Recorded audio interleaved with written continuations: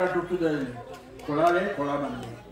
अरे 25 वर्षे अखंड ब्रह्मचर्य पाळायचं, परस्त्री आई समान, आणि 26व्या वर्षी लग्न करायचं आणि बायकोला आयुष्यात शिवीगाळ मारहाण करायची नाही. महिला मंडळ तुमचं काय मला माहित नाही, पण माझी बायको एवढी नशिबान आहे. माझ्या लग्नाला फक्त 52 वर्ष झाली. 52 वर्षात बायकोला एक शिव दिली नाही. बायको बस मोठी बसतो गुट मोठी. आता कोणी शिवीगाळ मारहाण सोडून द्या. एक दाढीवाल्याने सांगितले, घरी बायकोला सांगा यापुढे तुला शिवीगाळ करणार नाही, आणि शिवीगाळ केलीच तर लाटणे घ्यायचं आणि तेल लावून फेकायचं. मी सटकून जाते, जखम होत नाही. नमस्कार. धन्यवाद सर. खूप छान मनोगत आपण या ठिकाणी व्यक्त केलं. आपल्या अनुभवाचे बोल सांगितले ते आम्हाला नक्कीच मार्गदर्शक आणि प्रेरणादायी ठरतील. धन्यवाद. मोठे खानू देसाई सरकार. मला आलं समजलंच नाही. आणि कोरोनाच्या काळातली परिस्थिती आता नव्याने सांगण्याची गरज नाही, सगळ्यांनी ती अनुभवलेली आहे. पण खूप भयानक अवस्थेतून गेलो आणि तेव्हाच एक कादंबरी सरांची लॉकडाऊन म्हणून पण आलेली आहे.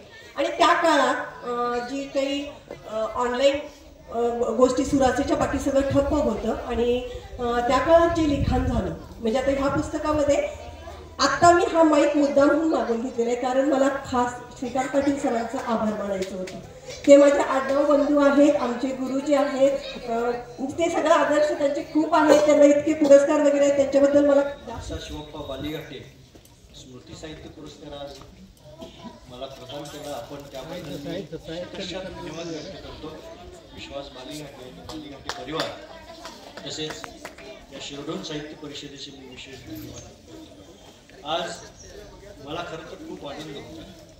मला बरेच पुरस्कार मिळाले, परंतु कठीण समयाला गेल्या 10 वर्षात एकही पुरस्कार मिळालेला नाही. हा पहिला पुरस्कार कठीण समयाला आहे. लेखक आपल्या भेटीला या उपक्रमाच्या माध्यमातून जवळजवळ मी 187-88 शाळांना भेटी दिल्या. 90,000 पेक्षा जास्त विद्यार्थ्यांशी मी असा बोललोय. आणखी थोडासा मी प्रयत्न केला असता तर कदाचित 1,00,000 विद्यार्थ्यांचं प्रबोधन करणारा मनोहर भोसले हा एक वेगळा झाला असता. परंतु या गोष्टी काही घडल्या नाही.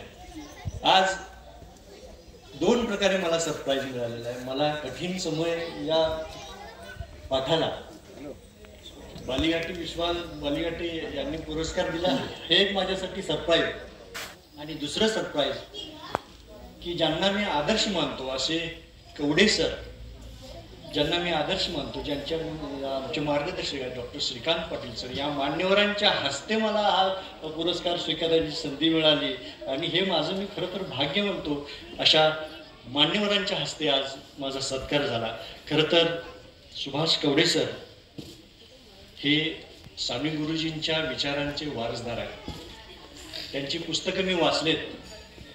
जांभळ माया, प्रकाश पेरणी ही पुस्तकं त्यांची अतिशय सुंदर आहेत. गेल्या अनेक वर्षापासून मी त्यांना फेसबुक, व्हॉट्सअप आणि पत्रव्यवहाराच्या माध्यमातून मी त्यांच्या संपर्कात आहे. मी आज पहिल्यांदाच त्यांचा आशीर्वाद मी मिळवलेला आहे, म्हणून या साहित्य परिषदेचं मी विशेष धन्यवाद व्यक्त करतो.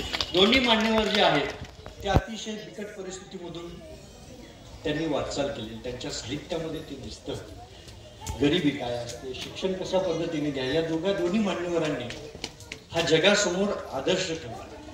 आणि ही दोन्ही माणसं आमच्यासाठी प्रेरणादायी आहेत. त्यांच्या हस्ते आज पुरस्कार मिळाला. शिरढोण साहित्य संमेलन हे 11वं साहित्य संमेलन आहे. मूळ या साहित्य संमेलनाचा उद्देशच असा होता की परिसरातील नवलेखक कवींना प्रेरणा द्यावी, त्यांना लिहितं करावं, त्यांना वाचतं करावं. आज या चळवळीला 11 वर्ष पूर्ण झालेली आहेत. प्रत्येक वर्षी या साहित्य संमेलनामध्ये एक वेगळा प्रयोग केला जातो. आणि आज एक वेगळा प्रयोग म्हणजे या साहित्य संमेलनामधलं सूत्रसंचलन आहे. अतिशय सुंदर सूत्रसंचलन. मी खरोखर अभिनंदन करतो या साक्षीदाईंचं. खरं तर संमेलन यशस्वी होण्याचे 2 मुद्दे असतात. एक तर सूत्रसंचलन चांगलं आणि दुसरं गोष्ट चांगलं भोजन. मस्तपैकी वास यायला लागला, यशस्वी झालेला आहे असं मी खरंच सांगू इच्छितो. खरं तर शिरढोणच्या मातीचा हा विशेष गुण आहे की या मातीमध्ये जी माणसं चालतात ती माणसं खरोखर खूप मोठी होत जातात. या गावाला साधू संतांच्या पदस्पर्श झालेला आहे. कवडे सर, मी आपल्याला सांगू इच्छितो, हे गाव बाबा मुश्किले आसार यांच्या पदस्पर्शानं पावन झालेलं गाव आहे आणि त्यामुळे कोणत्याही माणसाच्या कुठल्याही समस्या असू देत, त्या इथून सुटून माणूस हा पुढे वाटचाल करत असतो. मला असं वाटतं की कवडे सरांच्या आयुष्यामध्ये चांगलं काहीतरी होणार आहे आणि त्याचे हे संकेत आज सरांना मिळालेले आहेत. मी सरांना सांगू इच्छितो की आज तुम्ही ज्या खुर्चीवर बसलेला आहात त्या खुर्चीवरती एक वेळ तारा भवाळकर मॅडम बसल्या होत्या आणि त्या आज अखिल भारतीय साहित्य संमेलनाच्या अध्यक्ष आहेत. मी आपल्याला तशा शुभेच्छा देतो. खरोखर चांगलं काम करणारे आपण सगळी माणसं आहोत आणि शिरडोण गाव हे चांगल्या माणसांच्या पाठीशी राहतं. आपण सगळे मिळून असं चांगलं काम करूया. जसं जमतं तसं, जेवढं जमेल तसं आपण करत राहूया. नवलेखकांना प्रेरणा देत राहूया. आज या ठिकाणी पुन्हा माझा सत्कार केला त्याबद्दल मी धन्यवाद व्यक्त करतो आणि थांबतो. धन्यवाद सर. महाराष्ट्रातील मराठी भाषेचे 2 दिग्गज लेखक उपस्थित आहेत. स्वीकारत असताना किंवा त्या अध्यक्षपदाच्या खुर्चीवरती विराजमान होत असताना मी खूप संकोचलो आहे. श्रीकांत पाटील आणि ज्यांना आम्ही अत्यंत लाडाने प्रेमाने तुम्ही मनोहर भोसले म्हणता, पण आमच्या तिकडं साहित्य क्षेत्रामध्ये त्यांना आम्ही मनुदा म्हणतो. हा आमचा लाडका लेखक आहे. ते दोन्ही लाडके लेखक आहेत. ते लेखक द्वय की ज्यांच्यामुळं या व्यासपीठाची खऱ्या अर्थानं उंची वाढलेली आहे. माझ्याबरोबर आलेले सांगली जिल्हा मराठी अध्यापक संघाचे सन्माननीय अध्यक्ष, मराठीतले उत्तम अभंग रचनाकार शाहीर पाटील, या गावच्या सरपंच आणि स्वागताध्यक्षा सौभाग्यवती शर्मिला टाकवडे मॅडम, ज्यांना आपण पुरस्कारांनी सन्मान केलं, ते सगळे पुरस्कार प्राप्त साहित्यिक, विशेषतः देशासाठी प्राण गमवावे लागले तरी चालतील या इराद्यानं ज्यांनी कारगिलच्या युद्धामध्ये सहभाग घेतला, त्यांच्याविषयी, सैनिकांच्या विषयी मला नेहमी खूपच आदर वाटतो. ते श्रीयुत प्रमोद चौगुले या पुढच्या सत्राच्या कथाकथन सत्रासाठी अगत्यानं या साहित्य नगरीमध्ये उपस्थित राहिलेले माझे सन्मित्र श्रीयुत विजयजी जाधव सर आणि विश्वास बालिघाटे, श्रीयुत दिलीप कोळी, डॉक्टर कुमार पाटील, साहित्य मंडळाचे सगळे सन्माननीय सदस्य श्रीयुत संजयजी मालगावे, संतोषजी विलास चौगुले, सौभाग्यवती लताताई काकडे, सौभाग्यवती कमल बिरोजे, श्रीयुत जगन्नाथ बिरोजे, आणि सर्वात महत्वाचं म्हणजे ज्यांच्याविषयी मला खूप अप्रूप वाटलं आल्यापासून, साधारण 12:30 वाजतायत, अशा वेळेला आपण रस्त्याने सुद्धा चालू शकणार नाही, परंतु ज्यांच्या सौजन्याने, मला वाटतं बोरगावे बंधू, की ज्यांनी इथं आपली उत्तम प्रकारची या ठिकाणी सेवा केलेली असं मी म्हणतोय. साहित्यिकांना बोलवणं, त्यांचं स्वागत करणं हे खरं तर दुर्मिळ होत चाललेलं आहे. माणसं साहित्याच्या चळवळीमध्ये पाहिजे तेवढा रस घेत नाहीत. अशा वेळेला खरं तर त्यांना काय गरज नव्हती, पण समोर पाहिल्यानंतर इतकं रखरखत ऊन आहे याची आपल्याला जाणीव सुद्धा होत नाही. ते श्रीयुत बोरगावे बंधू, शिरोळ मधले मराठी भाषेवरती मनस्वी प्रेम करणारे सगळे बंधू भगिनी, ग्रामपंचायतीचे सदस्य, MBBS ला थेट प्रवेश मिळाला, तिचा आपण सत्कार केला, ती आपली कन्या, आणि सगळ्यात महत्वाचं म्हणजे मनुदाने सांगितलं की सूत्रसंचालन जी करते आहे ती आमची साक्षी दिदी आणि आपण सर्वजण. पहिल्यांदा मी या संमेलनाचा अध्यक्ष या नात्याने डॉक्टर राजश्री पाटील यांच्या कोरोना कॉकटेल या पुस्तकाचं प्रकाशन झालं असं सहर्ष जाहीर करतो. या पुस्तकाचं मी शुभचिंतन करतो. हे पुस्तक डॉक्टर श्रीकांत पाटील आता मला सांगत होते की अशा प्रकारचा प्रयोग असणारं कदाचितलं मराठीतलं हे पहिलंच पुस्तक असण्याची शक्यता आहे, ज्याच्यामध्ये सगळे वाङ्मय प्रकार डॉक्टरनी याच्यामध्ये हाताळलेले आहेत. स्वानुभवावरती आधारलेलं हे पुस्तक आहे. अतिशय सुंदर पुस्तक आहे. मी थोड्या वेळामध्ये तिथं बसल्या बसल्या चाललं. एक या 11व्या संवाद ग्रामीण साहित्य संमेलनाने हे पुस्तक या ठिकाणी प्रकाशित करून मराठी साहित्य विश्वात एका उत्तम पुस्तकाची भर पडते आहे असं मी या ठिकाणी आनंदाने जाहीर करतो. डॉक्टरना मनापासून हार्दिक हार्दिक शुभेच्छा देतो. त्यांचा व्यवसाय सांभाळून समाजाचं आरोग्य सदृढ राहावं यासाठी प्रयत्न करणाऱ्या अशा लोकांच्या बद्दल आम्हाला नेहमीच काय वाटतो, आदर वाटतो. मला माझं नाव आत्ता करतील, बोलवतील मनोगतासाठी, आत्ता बोलवतील असं बराच वेळ वाटत होतं. आणि परत एक विचार मनात येऊन गेला की कदाचित अध्यक्षांचं भाषण होतंय का नाही कोणास ठाऊक. कारण मला 1-2 संमेलनामध्ये श्रीकांत सर तसा अनुभव आलेला आहे. त्यांनीच सांगून टाकलं निवेदकांनी. कारण अशी भाषणं लांबत गेली. 10चा कार्यक्रम उशिरा सुरू झाला, 2 वाजायला आले तरी आता अध्यक्षीय भाषण होईल असं काय सूत्रसंचालकांच्या येत नाही. त्यामुळे ते म्हणले की आता जेवल्यानंतर बघू. जेवल्यानंतर इथं खूप येणार आहे परत अध्यक्षांचं ऐकायला वेळ. उशिरा का होईना पण माझे विचार थोडक्यामध्ये मी या ठिकाणी व्यक्त करणार आहे किंवा मांडणार आहे. साहित्यप्रेमी बंधू भगिनींनो, मी आल्यापासून पाहतो आहे आमच्या या शिरडोनच्या साहित्यप्रेमी कार्यकर्त्यांचा उत्साह पाहतो आहे, त्यांची लगबग पाहतो आहे.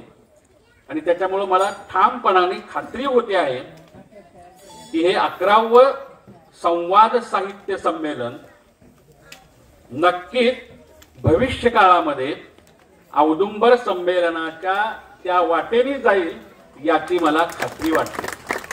महाराष्ट्रातलं औदुंबरचं एकमेव साहित्य संमेलन आहे की जे यंदा 85 वर्ष पूर्ण करते. 85 वर्षे ती साहित्याची चळवळ सुरू आहे. आपलं देखील हे साहित्य संमेलन, याला नावच एवढं सुंदर दिलंय की संवाद साहित्य संमेलन.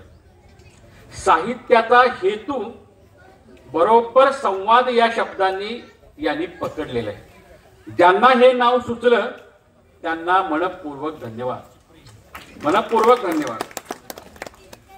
त्याच्यामुळं छोट्या छोट्या गावामध्ये आपण सातत्याने म्हणत असतो की मराठी समृद्ध झाली पाहिजे, मराठी छान फुलली पाहिजे, सगळ्यांची मुलं मराठी शाळेमध्ये गेली पाहिजेत, मराठी ही मातृभाषा आहे तिच्यावरती विलक्षण प्रेम केलं पाहिजे.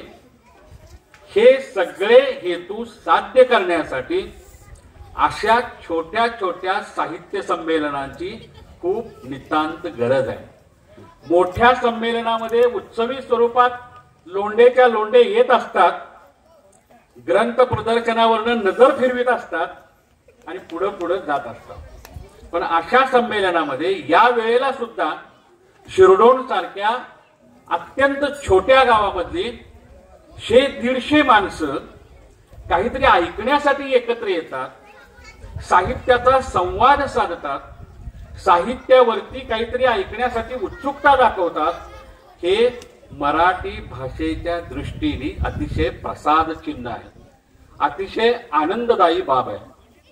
मी माणदेशातल्या आटपाडीचा, मगाशी कोळी साहेब भेटल्या आणि त्यांनी मला सांगितल्या म्हटलं साहित्य माणसांना कसं एकत्र आणतं, कसं जोडतं. त्यांची कारकीर्द मला आठवत नाही पण ते आटपाडीमध्ये होते याचा मला विलक्षण आनंद झाला आणि मी त्यांच्याजवळ तो व्यक्त केला. मी जिथून बोलतो आहे तिथून माझं गाव सुमारे 200 किलोमीटर दूर आहे. इथून आटपाडी मानदेशाचं आणि साहित्याचं एक अतूट नातं आहे. आपणाला आश्चर्य वाटेल की मी आटपाडी तालुक्यातला, माझं खुद्द गाव आटपाडी एकट्या आटपाडी तालुक्याने अखिल भारतीय मराठी साहित्य संमेलनाला 5 अध्यक्ष दिले. 5 अध्यक्ष म्हणजे हा दुष्काळी भाग आहे, कोरपळणारा भाग आहे. पण माझा तालुका, माझी माती, माझं गाव, माझा मानदे हा साहित्याच्या दृष्टीने अत्यंत समृद्ध आहे. त्या 5 साहित्यिकांची नावं मला शिरडोन मधल्या तुम्हाला सांगणं गरजेचं वाटतं. ग दी माडगुळकर, गजानन दिगंबर माडगुळकर. बालीघाटे साहेब आपणासारख्या लिहिणाऱ्यांचे आदर्श गदिमा. कसं लिहावं, कसं समाजापर्यंत पोहोचवावं, अत्यंत जबाबदारीने विधान करतो.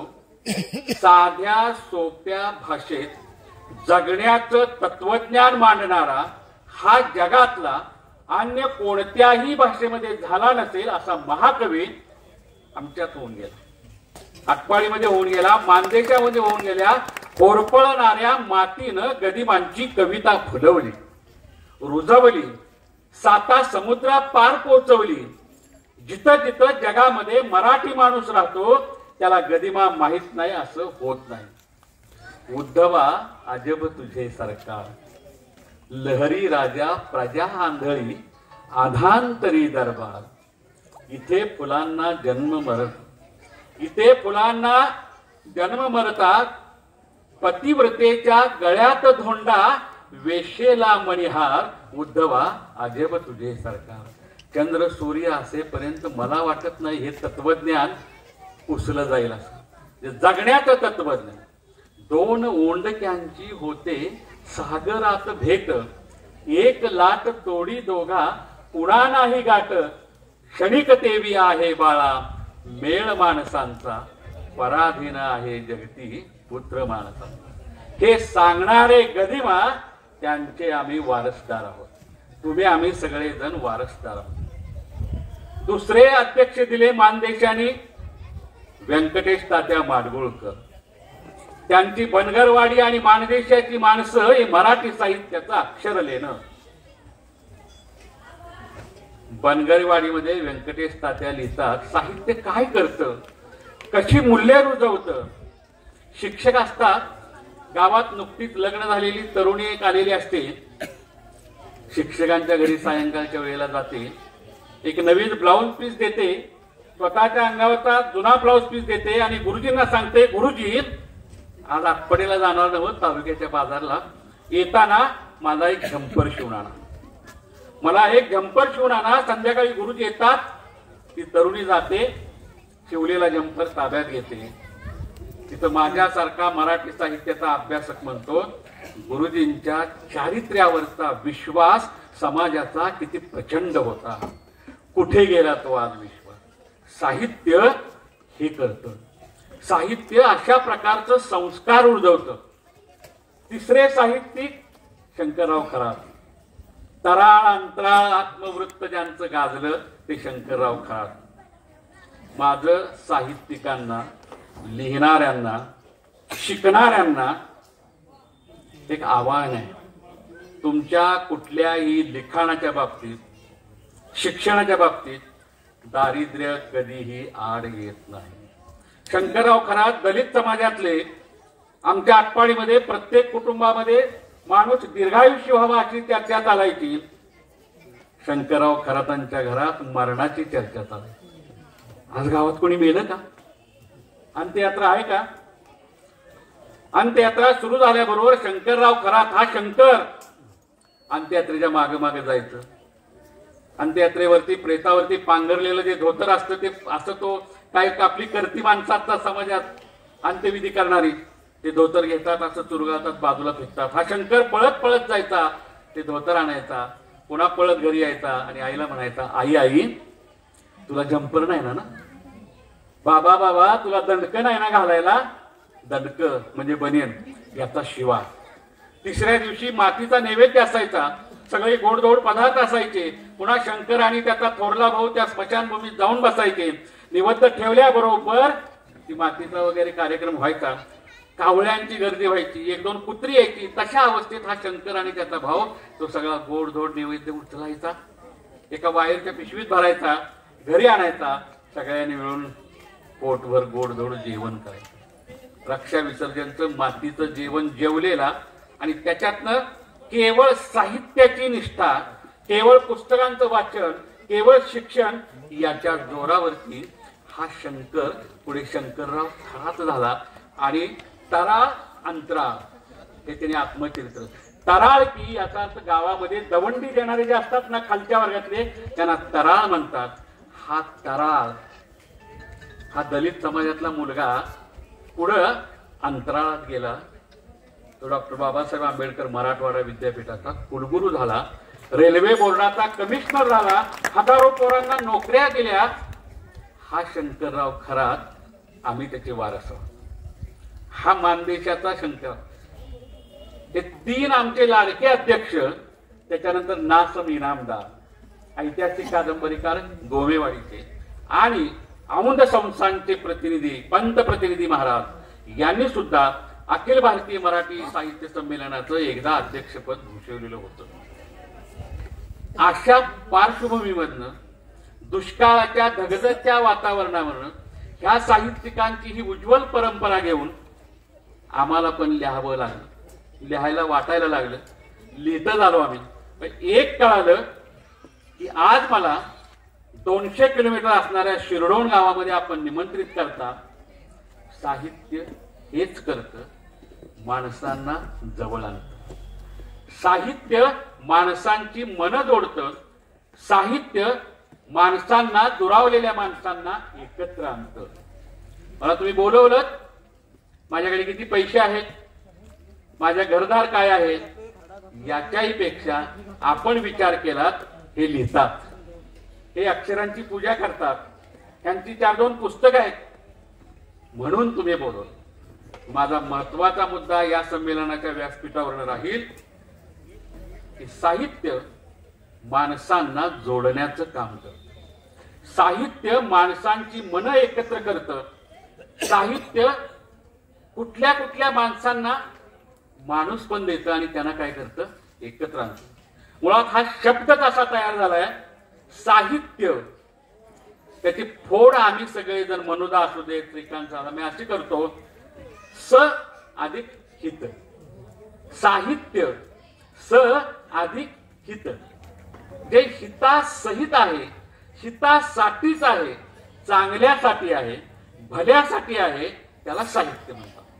म्हणून साहित्य जसं माणसं जोडतं, माणसांना सांधतं, माणसांना एकत्र आणतं, तसं साहित्य समाजाचं हित करतं, मांगलदायी वातावरण करतं. समाज सत्य, शिव आणि सुंदर ह्या सद्गुणांच्या वरती, मूल्यांवरती आधारावा, हे काम बरोबर साहित्य चपकलपणे करत असतं. माणसाला मिळालेली सर्वश्रेष्ठ देणगी भाषा. प्राण्यांची भाषा आहे, पक्ष्यांची भाषा आहे, ती आपणाला कळत नाही, पण माझी भाषा तुम्हाला कळते. भाषा अभिव्यक्तीचं सगळ्यात मौल्यवान साधन आहे. माझ्या मनात काय आहे, म्हणजे बेळंकीचे सर आले, त्यांच्या मनात काय विचार आहेत, आम्ही बोलल्यानंतर ते काय होतं, अभिव्यक्त होतं. पण ही जी भाषा आहे ही जर अधिक समृद्ध झाली, अधिक प्रगल्भ झाली. मगाशी बोरगावे काका मला हातात देऊन म्हणाले, आहेत का, ते म्हणाले आम्ही तर हे का करतोय, आमचे विचार प्रगल्भ होतात, आमच्या गावाचे विचार प्रगल्भ होतात. आणि ज्या गावाचे विचार प्रगल्भ असतात तो गाव समृद्ध असतो. गावात वाहनं किती, गावात रस्ते किती, ट्रॅक्टर किती, काय काय पैसा येतो, बँका किती, याच्यावरनं गावाचं मोठेपण आम्ही मानत नाही. ज्या गावाचे विचार प्रगल्भ, ज्या गावची माणसं सर्वांग सुंदर, ज्या गावातली माणसं संस्कारित, ते गाव आम्हाला सुंदर वाटतं, ते गाव आम्हाला आदर्श वाटतं. म्हणून भाषा जी आहे ती प्रगल्भ असली पाहिजे, ती उत्तम असली पाहिजे. मगापासून आमची साक्षीताई बोलते, किती सुंदर अस्खलित शब्दांची फेक करते. तर ही भाषा अभिव्यक्तीचं एक महत्वाचं साधन असतं, अभिव्यक्तीचं व्यक्तिमत्वाचं एक साधन असतं. आणि हे अतिशय समृद्ध होण्यासाठी चांगल्या वाचनाची गरज असते. आणि वाचनासाठी चांगल्या साहित्याची गरज असते. पण चांगलं साहित्य जर समाजाच्या हातात पडलं तर लोक चांगलं घडतील, त्यांची भाषा चांगली होईल, त्यांचे उच्चार चांगले होतील, आदान प्रदान विचारांची उच्च प्रतीची होईल. तुम्ही म्हणाला तसं विचार सर्वांचे काय होतील, प्रगल्भ होतील. त्याच्यासाठी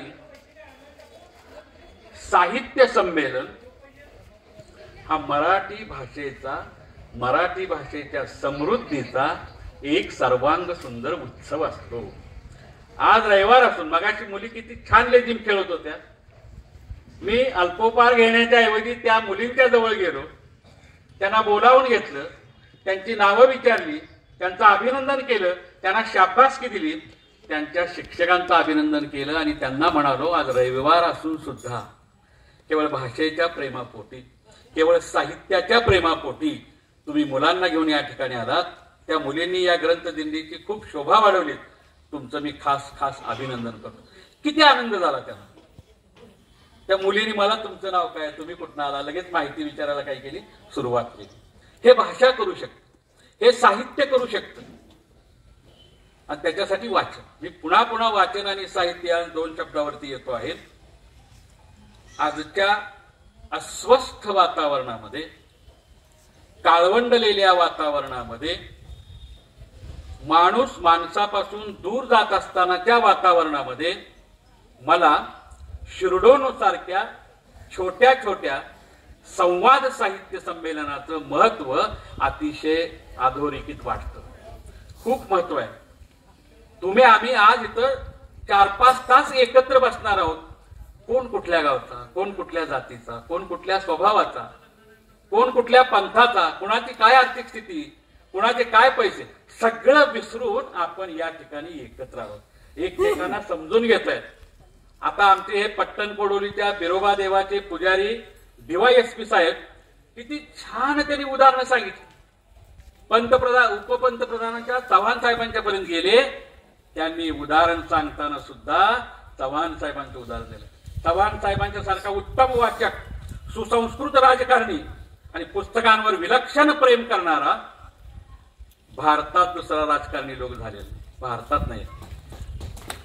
चव्हाण साहेबांचं जेव्हा मंत्रीपद गेलं SP साहेब, तेव्हा आता कराडला यायचं सगळं घेऊन वगैरे. ते म्हणले काय घेऊन जायचं, काय आहे, हा 1-2 ट्रक लागतील म्हणले माझं साहित्य न्यायला.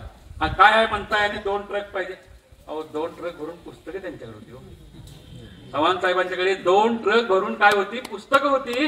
ती पुस्तकं सगळी भरली आणि कराडला आणली. आता यशवंतराव चव्हाण स्मारकामध्ये पुस्तकं छानपैकी मांडून ठेवलेले. पुस्तकं आपलं आयुष्य समृद्ध करतात, जीवन समृद्ध करतात. आचार्य अत्रे नेहमी म्हणतात, या देशाला जशी रक्षणासाठी सैन्याची गरज आहे, हा देश जगवण्यासाठी भूमिपुत्रांची गरज आहे, शेतकऱ्यांची गरज आहे, तसं या देशावरती संस्कार करण्यासाठी, या देशामध्ये त्याग, धैर्य, निष्ठा अशा प्रकारच्या गुणांची पेरणी करण्यासाठी साहित्यिकांची गरज आहे. म्हणजे मला सैनिकांच्या एवढेच, शेतकऱ्यांच्या एवढेच साहित्यिक सुद्धा अत्यंत काय वाटतात, महत्वाचे वाटतात. याच्यासाठी उत्तम पुस्तकांच्या वाचनाची गरज आहे. लिहिणारे लिहितील. आमची मनोदांची कथा पुस्तकं, श्रीकांत पाटलांची पुस्तकं आम्ही काय लिहिली, सरांनी लिहिली, त्याला उत्तम वाचिक मिळालं पाहिजे. ती पुस्तकं समाजापर्यंत पोहोचली पाहिजेत. आम्हा साहित्यिकांची सुद्धा ती जबाबदारी. नुसतं लिहून आम्ही आमच्याजवळच ठेवलं तर त्याचा समाजाला काय उपयोग होणार. एक समाजसेवक एका व्यक्तीला घेऊन गांधीजींच्या जवळ गेले आणि गांधीजींना म्हणाले, हा माणूस खूप चांगला आहे बरं का. काय उदाहरण गंमत, हा माणूस खूप चांगला आहे. गांधीजी म्हणाले, त्या चांगल्यापणाचा देशाला काय उपयोग आहे का ते मला सांगा. चांगला आहे, भरपूर आहे, चांगला आहे, चांगला आहे. गप्प झाले, स्तब्ध झाले ते. कारण त्याने काही केलंच नव्हतं ना. नुसतं चांगलं असून चालत नाही, तर त्या चांगल्याचा समाजाला उपयोग असला पाहिजे. उत्तम लेखकाने आपलं साहित्य समाजातल्या योग्य माणसापर्यंत पोहोचलं पाहिजे, त्याचा उपयोग समाजाला झाला पाहिजे, त्याच्यातनं लोकांच्या वरती समाजावरती संस्कार घडले पाहिजेत, विद्यार्थी घडले पाहिजेत, विद्यार्थ्यांच्या हातात पुस्तकं गेली पाहिजेत, याच्यासाठी प्रयत्न करणं अत्यंत गरजेचं आहे. म्हणून मला साहित्यिक हा उत्तम समाजसेवक असावा असं नेहमी वाटतं. वाचनाने माणसांचे डोळे सुंदर होतात. आता डोळे सुंदर होतात ही काय बाबा, हे लहान मुलांच्या दृष्टीने जरा कठीण वाटतं. मी एका 7वीच्या मला गॅदरिंग मध्ये एका मुलीने विचारलं, तर डोळे सुंदर होण्यासाठी पुस्तकच तुमचं वाचायला पाहिजे असं का सांगताय आम्हाला? धारशी मुलगी होती. आमच्या गल्लीत आता दुकान निघाले डोळे सुंदर करण्याचं. म्हटलं काय आहे? तर 10 रुपये दिले की त्या बाई ते डोळे सुंदर करून वगैरे मिळतात, व्यवस्थित वगैरे अगदी. मी चक्रावून गेलो, भांबावून गेलो. म्हणजे तुम्हा आम्हाला किती काम करायचं आहे या लेकरांच्यासाठी, त्यांच्या कल्पना बदलायच्या आहेत. सुंदर डोळे याचा अर्थ समाजातल्या सुंदरतेचा शोध घेण्याची दृष्टी, समाजातल्या आदर्शाचा शोध घेण्याची दृष्टी. त्याचे डोळे सुंदर, सत्कर्म करतात त्याचे हात सुंदर, जे सन्मार्गाने चालतात त्याचे पाय सुंदर. बाबा बोरकर म्हणतात. म्हणून वाचन माणसाला घडवतं. वाचनाने उत्तम माणूस घडतो. म्हणून आम्ही नेहमी सांगत असतो की प्रत्येक घरामध्ये देवघर असावं, त्याला लागूनच. आता असं आम्ही वाक्य बोललो की तुम्हाला काय काम आहे, तुम्हाला आपलं भरपूर पगार आहे, टेन्शन आहे, घेताय पुस्तकं विकत, तर ती पण त्यांची संकल्पना काढली पाहिजे. देवघराला लागून एक ग्रंथघर असावं. ग्रंथघर म्हणलं की माणसं थोडीशी अस्वस्थ होत. अहो ते वाचणार कोण आणि एवढे पैसे कुठले काय, ही संकल्पना नाही. ग्रंथघर असावं याचा अर्थ देवाऱ्यामध्ये 5-7 देव छान मांडलेले असतात, रोज पूजा करतो, नमस्कार करतो. तशी माझ्या या छोट्या छोट्या लेकरांना घडवण्यासाठी मला श्यामच्याही घरात असावी वाटते, मला छत्रपतींचं चरित्र घरात असावं वाटतं, मला बाबा आमट्यांचं चरित्र एखादं घरात असावं. असे 10-12 पुस्तकं छानशी मांडून ठेवलेली आहेत. आणि तो मुलगा, ती महाविद्यालयात जाणारी मुलगी रोज श्यामच्याही पुस्तक घेते, त्यातली एखादी कथा आवडीनं वाचते, डोळ्यात पाणी आणते आणि मला कसं राहिलं पाहिजे हे ती विचार करते. एवढी छोटी छोटी छानशी पुस्तकं, ज्ञानेश्वरी असावी, अध्यात्मातली 1-2 पुस्तकं असावी. म्हणजे देवघराला जोडून ग्रंथघर, ते घर सुंदर, ते घर परिपूर्ण. घराला भूकंपाचे धक्के कधी बसतील या काळात सांगता येत नाही. समजायचं आपला मुलगा रात्री उशिरा जर घरी यायला लागला तर हे घर कधी कोसळेल, कधी पडेल सांगता येत नाही. त्याला धक्के बसतायत. ह्याच्यावरती लक्ष कोण ठेवणार? पालक ठेवणार, गुरुजी ठेवणार. त्या पालकांना दृष्टिकोन देणार, कसं लक्ष ठेवायचं, काय संस्कार करायचे, त्याचे कुठलं पुस्तक द्यायचं. पर्याय दिला पाहिजे. हो सर, आपण पर्याय देत नाही. आपण हे करू नका म्हणून सांगतो, हे करू नका, मोबाईल बघू नका, मग पर्याय सांगा ना. तर पर्याय सांगितला पाहिजे, हे पुस्तक वाचा, ते त्याच्या हातात दिलं पाहिजे. कधी आपण वाढदिवसाला पुस्तक भेट देतो का? केक आणतो, कपडे आणतो, चिरमुरे उधळतो, मेणबत्ती विझवतो, असाच तुझ्या जीवनामध्ये अंधार पडू दे. त्याला चाकू देतो आणि केक कापायला लावतो. तोच चाकू घेऊन जर तो समाजात मुलगा फिरायला लागला तर त्याला दोष कुणाचा? माझा आहे. माझ्या शिक्षकत्वाचा तो पराभव आहे. मी 40 वर्ष शिक्षक म्हणून काम केलं, तो माझा पराभव आहे.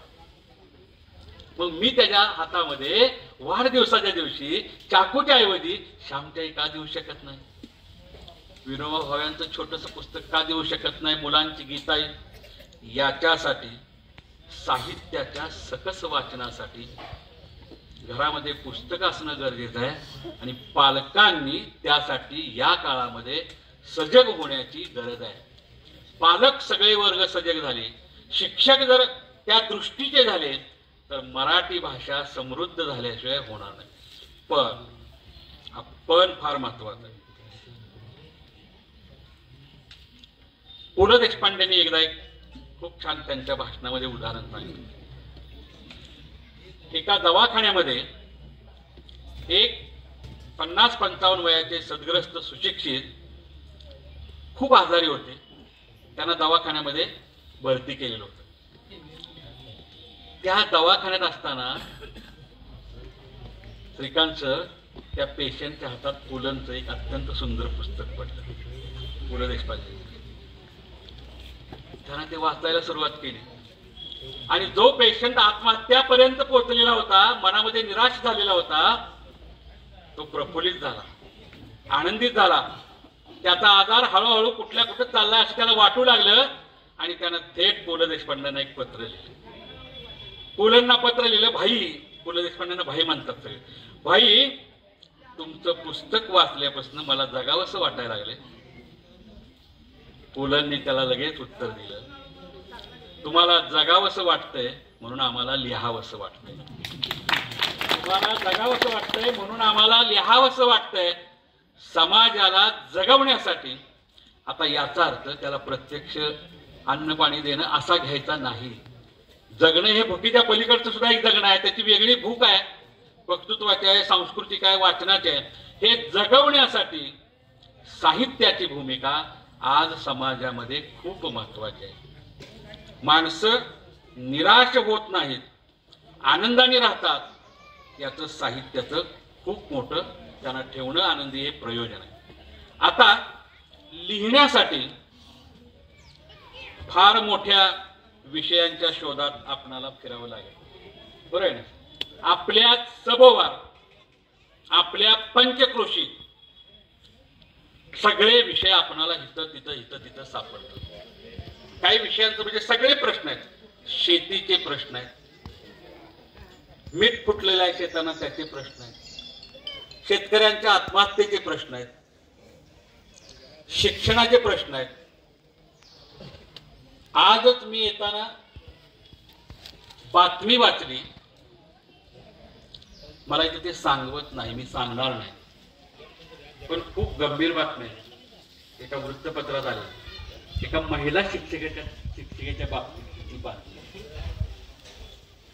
तिच्यावरती नाही अन्याय, पुढे मी काही सांगत नाही.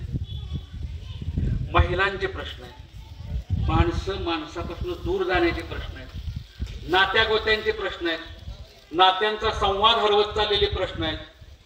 मुलांना वडिलांशी बोलायला वेळ नाही. एकदा मी माझ्या मोबाईलची बटणं दाबून माझ्या परदेशी मित्राशी संवाद साधत होतो.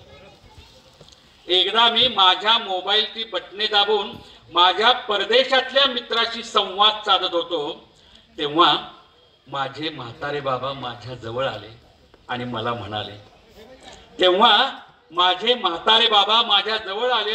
म्हणाले, बाळा, हल्ली मोबाईल फार स्वस्त झालेत वाटतं. मग एक कर ना, मला सुद्धा एक मोबाईल घेऊन दे ना.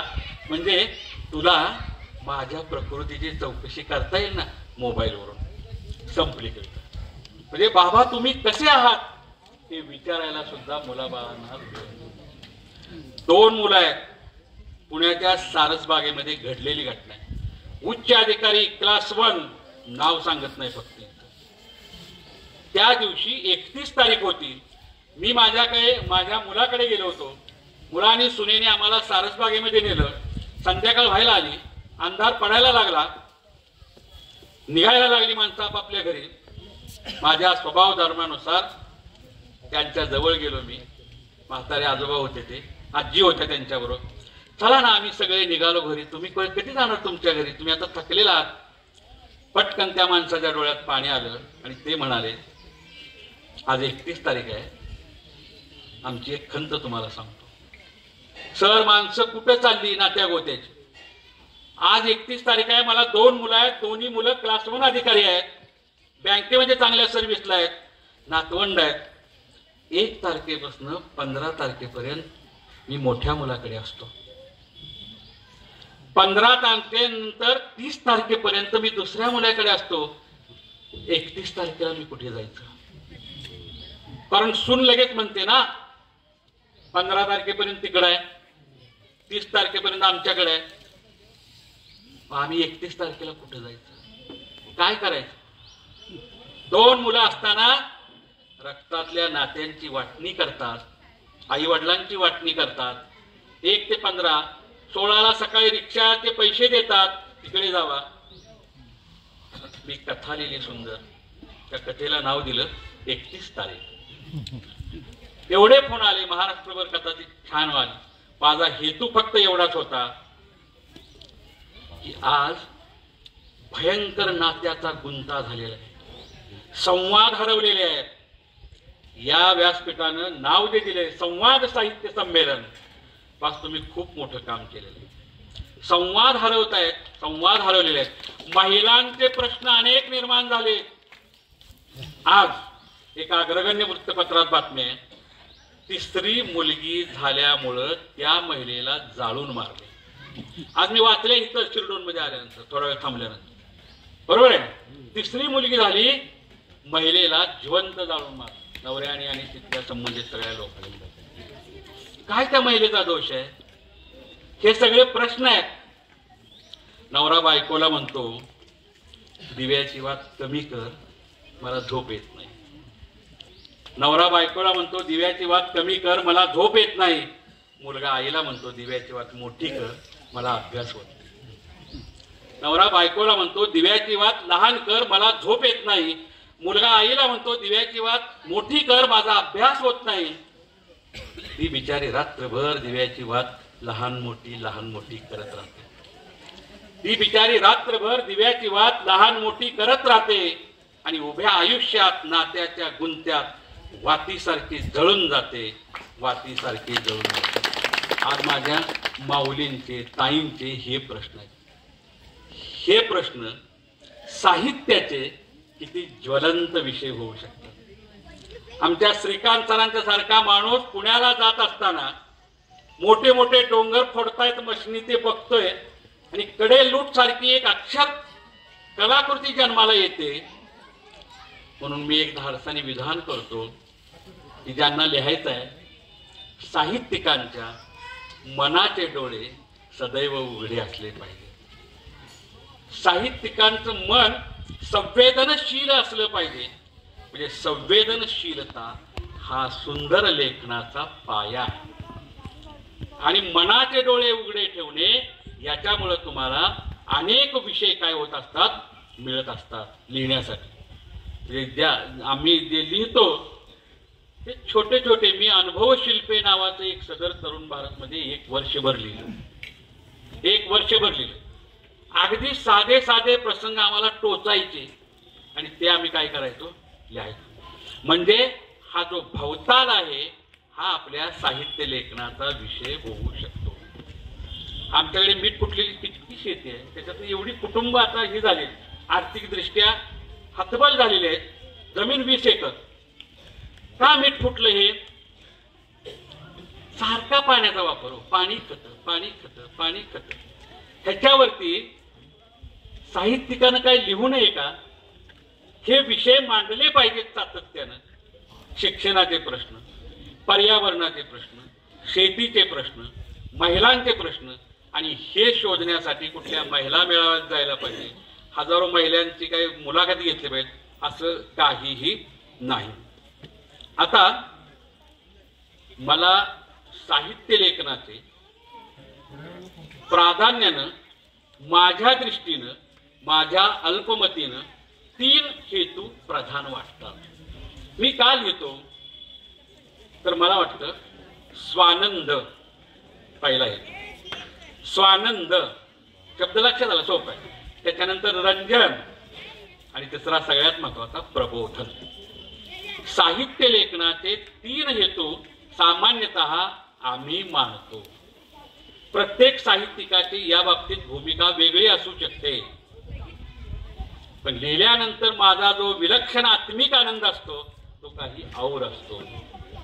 मनात घोंगावणारे प्रश्न, मनात घोंगावणारी वेदना, मनाला टोचणारे कुरतडणारे प्रश्न जर मी अत्यंत साधनेने, चिंतनाने कागदावरती उतरवले तर मला रित वाटतं, हलकं वाटतं. जे जड झालेलं आहे सगळं ते एकदम हलकं वाटतं. तो आनंद मी लिहिलेलं, मगाशी मी तुम्हाला म्हणलं, त्याचा उपयोग काय तर समाजाचं रंजन व्हावं आणि समाजाचं प्रबोधन व्हावं. आता प्रबोधन शब्द चळवळीतला आहे, गुळगुळीत झाला असं जरी आपण म्हटलं तरी प्रबोधन व्हावं याचा अर्थ समाज मनावरती, विद्यार्थ्यांच्या वरती उत्तम उत्तम संस्कार व्हावे, उत्तम उत्तम संस्कार व्हावे. त्यासाठी आता पुन्हा एक धाडसी विधान करतो. साहित्यिकाचं लेखन आणि आचरण, साहित्यिकाचं लेखन आणि आचरण याच्यामध्ये समन्वय पाहिजे. नाहीतर लेखन वेगळं, त्याचा आशय वेगळा आणि वास्तविक जीवनातलं वर्तन वेगळं नाही चालणार. लिहू नका ना, कुठे आग्रह केलाय? कोण आम्हाला सांगायला लागले हे तुम्ही लिहायला? महिलांच्या विषयी लिहायचं मी, आणि माझ्या घरामध्ये महिलांचा सन्मान नसेल, आदर नसेल, पदोपदी त्यांचा अपमान होत असेल तर माझ्या लेखनाला शून्य किंमत. म्हणून साहित्यिकाचं लेखन आणि आचरण याच्यामध्ये समन्वय असला पाहिजे. आता कुणाला आवडेल कुणाला न आवडेल, पण वास्तव असणारा एक मुद्दा माझ्या परिणामी सांगतोय. मराठी आपली आई आहे, हिंदी मावशी आहे आणि इंग्रजी शेजारी नाही. माझं पहिलं प्रेम माझ्या आईवर असणार.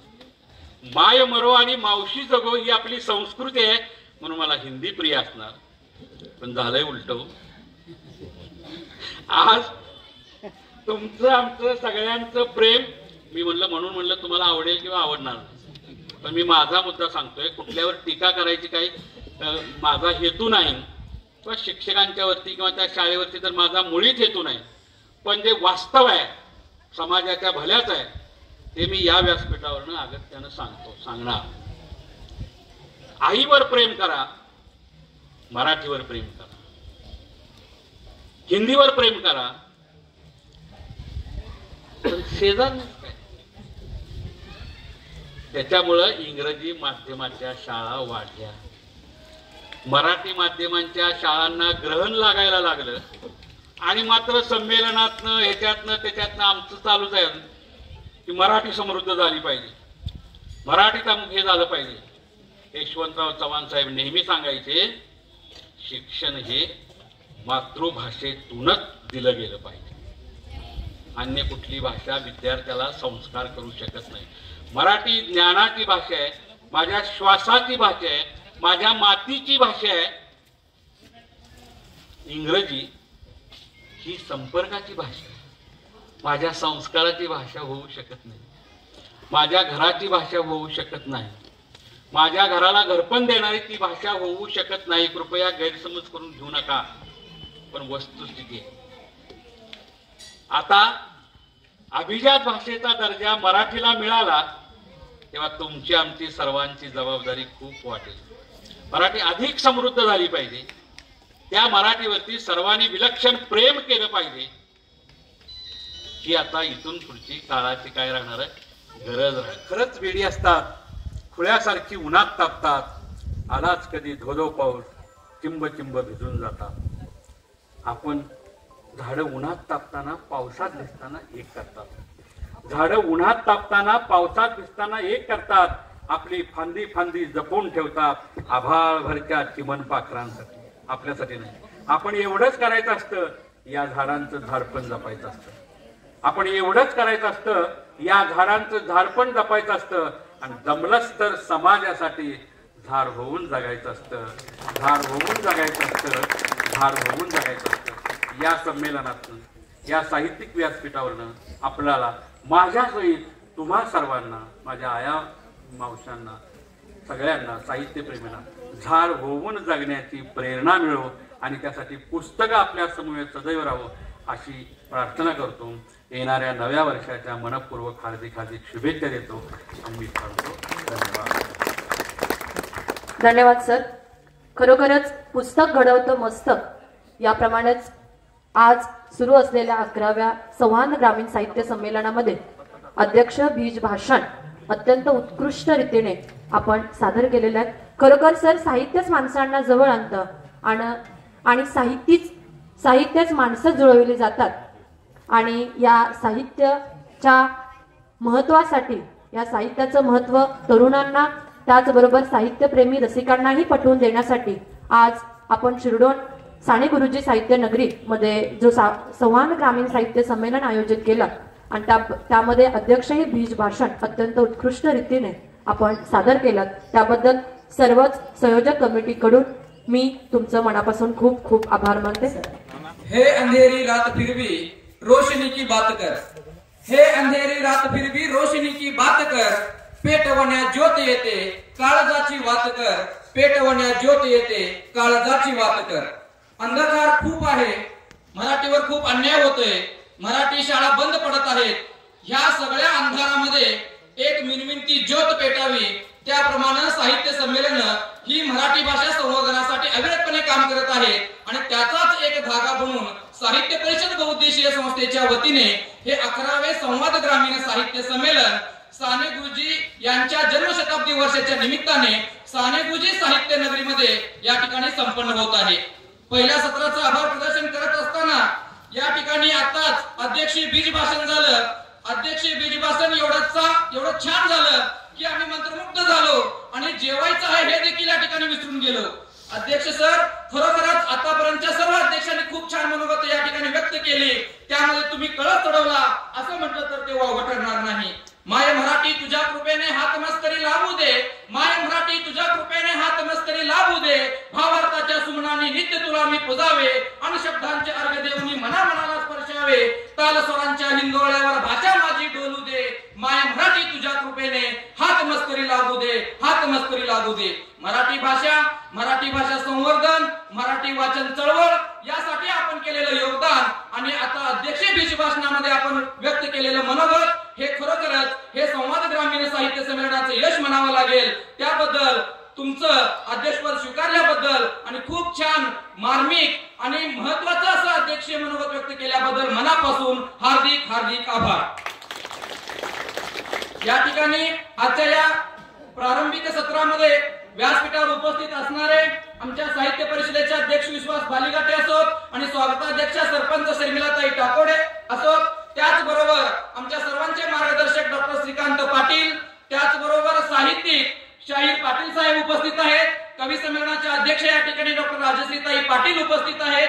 शिरडोन नगरीचे या ठिकाणी ग्रामपंचायत सदस्य उपस्थित आहेत आणि या सर्वांहून महत्वाचं म्हणजे ज्यांना या ठिकाणी आम्ही पुरस्कार दिला त्यांच्या कार्याला प्रेरणा मिळावी यासाठी आम्ही जे प्रयत्न केले आणि ते या ठिकाणी वेळात उपस्थित राहिले आणि मनोगत व्यक्त केले असे आप्पासाहेब कोळी, निवृत्त पोलीस निरीक्षक, त्याचबरोबर निवृत्त DYSP आणि अध्यात्मातून संस्काराकडे आणि संस्कारातून समृद्धीकडे घेऊन जाणारे खानू देसाई सरकार या ठिकाणी उपस्थित आहेत. मोठे पाटील, त्यांचंही मनापासून हार्दिक हार्दिक आभार. तशाच पद्धतीनं कवी संमेलनासाठी उपस्थित असणारे कवी सरकार असोत, विजय पवार असोत, त्यांना पुरस्कार दिला.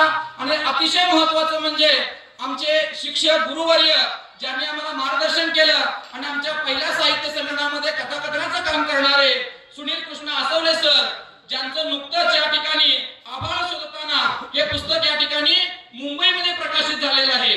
संजय आवटी यांच्या प्रमुख उपस्थितीमध्ये हा सत्कार सोहळा आणि पुस्तक प्रकाशन संपन्न झालेला आहे. आभाळ शोधताना हे पुस्तक उद्योगपती संभाजी बाळू भोसले यांची जीवन गाथा आहे, चरित्र गाथा आहे. अतिशय कष्टप्रद जीवन जगत असताना जिद्द, चिकाटी, इच्छाशक्तीच्या जोरावर या ठिकाणी उद्योगपती संभाजी बाळू भोसले यांचं कष्ट चितारत असताना सुनील कृष्ण आसवले सर या ठिकाणी अतिशय कष्ट घेतलेले आहेत. त्यांना सहकार्य करणारे या ठिकाणी अविनाश पाटील आहेत, आमचे मार्गदर्शक हितचिंतक. त्याचबरोबर या ठिकाणी उपस्थित असणारे सर्व साहित्यप्रेमी रसिक, शिरडोन ग्रामपंचायतचे सर्व सदस्य, साहित्य परिषदेचे सर्व सदस्य आणि सर्वांचंच मी हार्दिक हार्दिक आभार मानतो. आणि यानंतर या ठिकाणी अल्पविश्रांती आहे, भोजनासाठी 20 मिनिटाचा कालावधी आहे. त्यानंतर प्राध्यापक डॉक्टर अमर कांबळे सर यांचं ओघवत्या शैलीमधलं या ठिकाणी व्याख्यान आहे. ते व्याख्यान ऐकण्यासाठी आपण नक्की उपस्थित राहायचं आहे. धन्यवाद. 11व्या संवाद साहित्य संमेलनामध्ये तिसऱ्या सत्रामध्ये कथाकथनाच्या सत्रामध्ये मी आपणासमोर उभा आहे. या कार्यक्रमासाठी ज्यांनी अतिशय मेहनत घेतलेली, ज्यांनी त्रास घेतला सकाळपासून असेल आणि कार्यक्रमाच्या नियोजनापासून आता आणि सगळ्यांना घालवेपर्यंत जे अतिशय कर्तव्यदक्ष भावनेतून सगळ्यांच्या पाठीवर उभा राहत आहे, सगळ्यात पहिल्यांदा मला त्या बालिघाटे सरांचं अभिनंदन करावं असं वाटतं. कारण एवढं सोपं नाही मित्र. 12 घरची 12 माणसं गोळा करणं, एकत्र आणणं आणि त्या सगळ्यांचा संच बांधणं आणि त्याच्यातूनही प्रत्येकाच्या वेळा सांभाळणं. तुम्हाला माहित असेल सकाळी 9 वाजल्यापासून मला सरांचे 3 फोन आले दिवसामध्ये. म्हणजे इतक्या ह्याच्यामध्ये असताना सुद्धा ही व्यक्ती काय करू शकते. आणि आता बसल्यानंतर सुद्धा सरांनी बेतानं सांगितलं, कारण त्याला माहीत आहे माझ्या भगिनी इथं पाटील मॅडम थांबलेत, त्यांच्या पुढचे त्यांचे सहकारी येऊन बसलेले आहेत, त्याही मगाच्यापासून माझ्याकडे बघतायत जरा दमानं. अशा अर्थाने थोडक्यात चाललेलं आहे. आणि मग सरांनी मला सांगितलं, सर अर्धा तास काही हरकत नाही सर. खरंच ते तुमच्याशी खूप हितगुज करायचं, कारण गेल्या 4 दिवसापूर्वीच्या संमेलनाचा जो अनुभव होता तो इथं आलेला नाही. एवढंच एक फक्त समाधानाची बाजू सांगतो, कारण 4 दिवसापूर्वी असंच होतं. माझ्यानंतर कवी संमेलन होतं, पण सर तुम्ही एक फार महत्त्वाचं केलं. कांबळे सरांच्या सारख्या एका वक्त्याचं व्याख्यान इथं ठेवल्यामुळं जेवलेली माणसं झोपली नाहीत, ती ऐकत राहिली. मी ज्या दिवशी तिथं बोललो त्या दिवशी आलेली माणसं माझ्यासमोर झोपली आणि मला त्यांना उठवावं लागलं.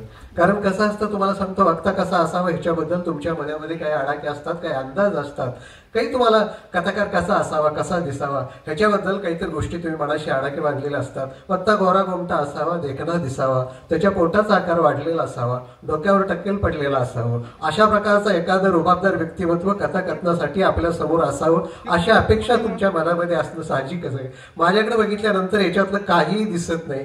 कदाचित बालिघाटे सरना पुन्हा कोणतरी बेताने विचारलं असेल की बाबांनो ही ऊसतोडीतनं कुठनं धरून आणलंय, काही जामिनावर सुटून आलंय, यापैकी कुठला तरी एखादा हा पाहुणा असेल अशा प्रकारचं वाटणं साहजिक आहे. बालिघाटे सर तुम्ही सकाळपासून कालपासूनही मला फोन करून सांगत होता की सर सकाळपासून या.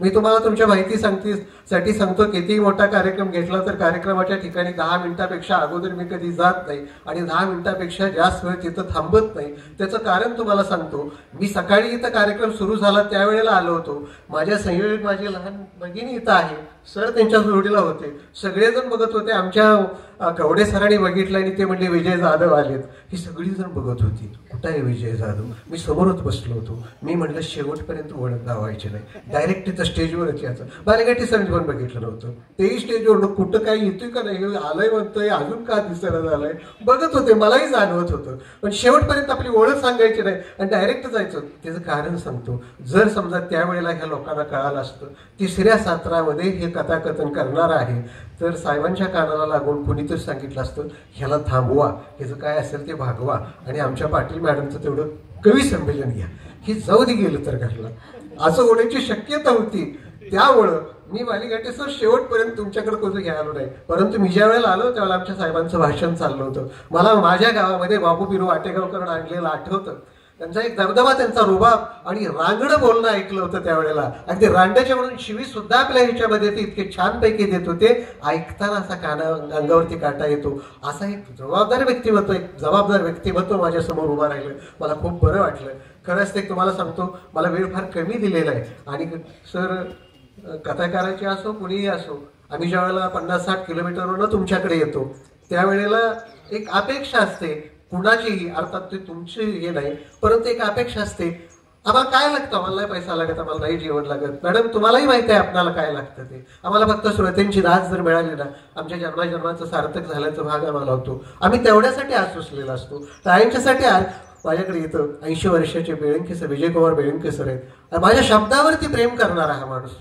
मी वेळगुंजेला गेलो, सर माझ्यासमोर रडले डसडसा माझ्या त्या कथेच्या याच्यामध्ये. आणि आता तर मला सांगितलं सरांनी अर्ध्या तासापेक्षा जास्त घेता येत नाही, मला शक्य होईल तेवढं सर मी करतो.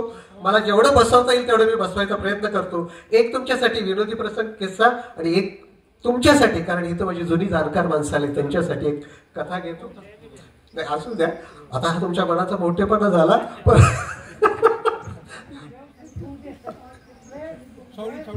नाही कसं होतंय नाही कवी संमेलनाच्या अध्यक्षांनी सांगितले, पण ठीक आहे, काय अडचण नाही, मी माझ्या परीने सांगायचा प्रयत्न करतो. मित्र बालिघाटे सर, मॅडम तुम्हालाही सांगायला हरकत नाही, मी प्रभुपूरकी बघायला गेलो होतो. मॅडमने कपाळाला हात लावला. ह्या वयामध्ये पोरगी बघायला गेला असं, आणि या वयामध्ये मी जर पोरगी बघायला, मला पोरगी बघायला नाही, माझ्या मित्राला पोरगी बघायला गेलो होतो. गंमत काय झाली, गंमत काय झाली, माझा एक जोडीदार आहे, ती मला काय मास्तरच म्हणते हो. आणि मला 3 दिवस माझ्याकडे आले आणि मला म्हटलं, मास्तर पोरगी बघायला जायचंय. म्हटलं कोणाला? कुणाला? म्हटलं काय तुला बघायची आहे काय? म्हटलं मला पोरगी बघायला जायचंय. म्हटलं मला कशाला घेते? ते म्हटलं अरे तुला माहिती नाही म्हटलं, मास्तर एखादं मोठा माणूस एखादा पोरगी बघायला जाताना बरोबर असतो. आणि म्हटलं मी मोठा 5 फूट सुद्धा नाही. आता तसं नाही म्हटला, एखादं मोठं याचा अर्थ असा काहीतरी जरा त्याची काहीतरी जबाबदारीच असणार, असं एखादं मोठं असावं. आणि त्यातल्यात तुला सांगतो, एखादं मास्तर असलेलं लय चांगलं. मी म्हटलं मास्तर कशाला लागतंय? तर ते म्हटलं तुला माहित नाही काय मास्तरची प्रतिमा निर्माण तयार झाली. ते म्हटलं मास्तरचं कायचं आहे, तिथं गेल्यावर काय काय विचारायला लागतं. आता हे जुन्या माझ्या भगिनीत आहेत, त्यांना हा त्यांचा अनुभव आला असेल, जीवनपट त्यांच्या डोळ्यासमोर उभा राहिला असेल. जुन्या नवीन मुली कोण नाही तिथं गेल्यावर काय काय विचारायला लागतंय, नाव विचारायचं, हे करायचं, काय काय विचारायला लागतंय, ते कोणी विचारायचं. मग बरं म्हटलं येतो. आणि दुसरं कशाला मास्तर, ते एक आणि कारण आहे. म्हटलं मास्तर कुठं पण गेलं की बोलायला लागलं की थांबत नाही.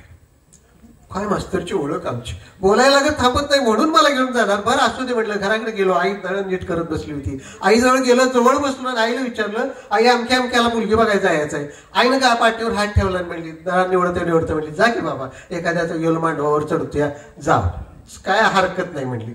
अगो होय सगळं कबूल आहे तुझं, पण तिथं गेल्यावर काय काय विचारायचं असते.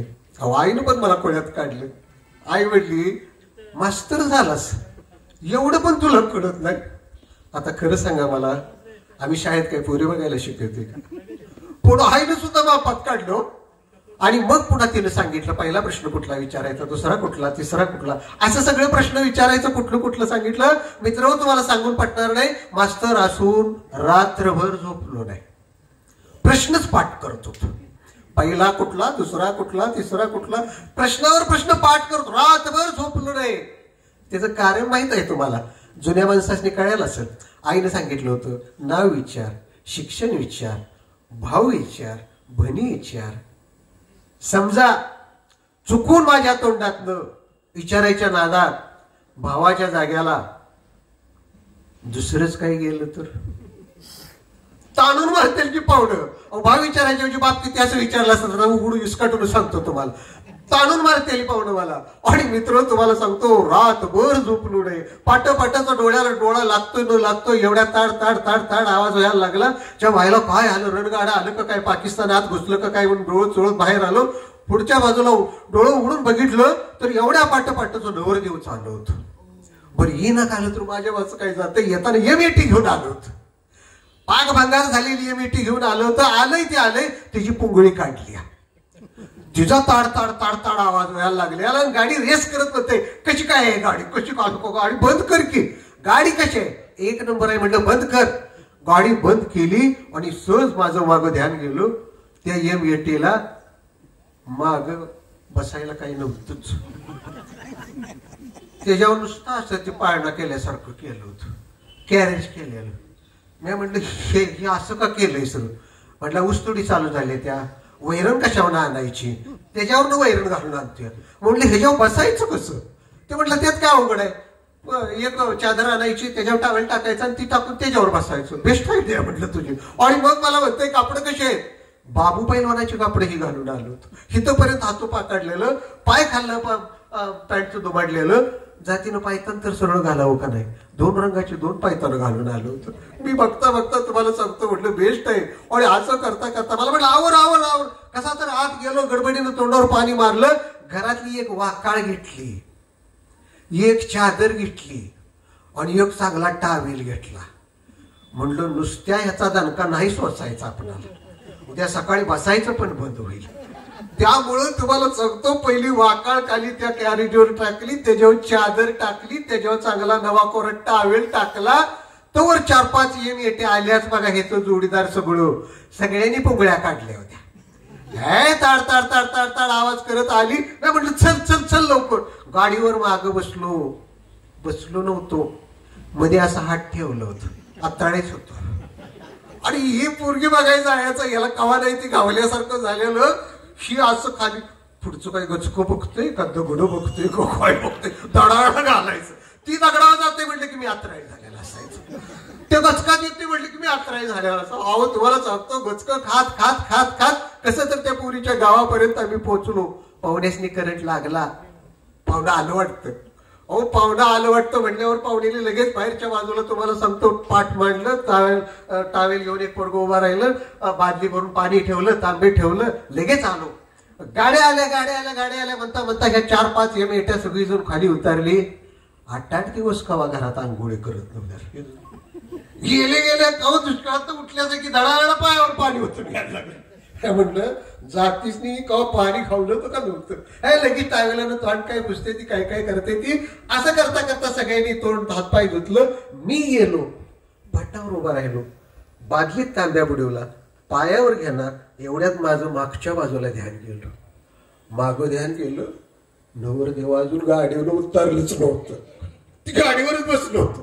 म्हटलं सगळी उतरली, का उतरलं नाही. मी पायावर पाणी वाचायच्या अगोदर इकडे ये, ती मला म्हणते इकडे ये. अरे म्हटलं तिकडे कशाला ये की इकडं, तू इकडे ये पहिला. बाय काय इकडं तिकडं कुठलं तर कुठलं तर बघायला लागले, त्या माणसं सगळी गोळा झाली ती. तिकडे कशाला, तू इकडे ये म्हणजे झालं. मला काहीच कळलं ना. तांब्या तसाच बादलीत ठेवला, तसाच गेलो, त्याच्याजवळ गेलो. ती मला म्हणते कान इकडं कार इकडं करतो. चावते को काही जात पावले देखत कान जवळ केल्यावर मला देताना म्हणते गाडी कुठं लावायची, गाडी कुठं लावायची म्हटल्यावर म्हणलं का गाडी कुठं लावायची, तुझ्या बाकीच्या जोडीदारीने कुठं लावली. ती मला बेतार म्हणते त्यांचं वेगळं आपलं वेगळं. त्यांचं वेगळं आपलं वेगळं काय तुला माहिती नाही, त्यांचं वेगळं आपलं वेगळं. मग माझ्या ध्यानात आलं बरोबर आहे, ती पाहुणं म्हणून आले, तू जावाय म्हणून आलायस. ती कुठाय म्हटलं सासरा म्हणणार, त्याला बोली होतो, त्याला सांगतो 5-50 लाखाची गाडी जावाई घेऊन आलाय, एक शेड बांधा आणि मग त्या जावायाला घरात. तुला काय वाटते का जीवाला. म्हटलं सगळ्या बायका त्या कोपऱ्यात नेहमी बघायला लागल्यात, बायका बघायला लागली, माणसं बघते तू विचारतेस गाडी तुला. पुन्हा मला म्हणते कुठं लावू गाडी. अरे लाव की तिथं, त्यांचं वेगळं आपलं वेगळं. आपण काय वेगळं, त्यांच्या गाडीला स्टँड आहे. आणि मग माझ्या देण्यात आली ही पिनस्टंटचीच गाडी घेऊन आली. का म्हटलं पिनस्टंटची गाडी घेऊन आले म्हटल्यावर मग पटकन तिची गाडी म्हटलं उतरा साहेब आता खाली उतरा. ती बाजूला उतरलं, गाडी घेतली, पिताडाला सायकल लावते त्याची गाडी नेऊन बाजूला लावली. आणि तुम्हाला सांगतो पुढे गेलो, पायावर पाणी घेतलं, त्या आत गेला. आता पुढची गंमत अशी, आत जाताना माझ्या लक्षात आलं 1988ला माझं लग्न झालं. त्यावेळेला काय बघितलं मॅडम हे मलाच कळलं नाही. त्याचा पश्चाताप अजून पण करतोय आणि ते फक्त इथं येऊन सांगतोय. घरात सांगितलं आण मिळेल का आम्हाला. पोरगा बरोबर आलाय पण त्याला सांगितलंय जर घरात काय बोललास तर तुझं लगीन करणार नाही म्हणून. त्यामुळे असा काही प्रकार नाही. तुमच्या समोर म्हणून सांगतो, काय बघितलं कळलं नाही त्याचा पश्चाताप करतोय.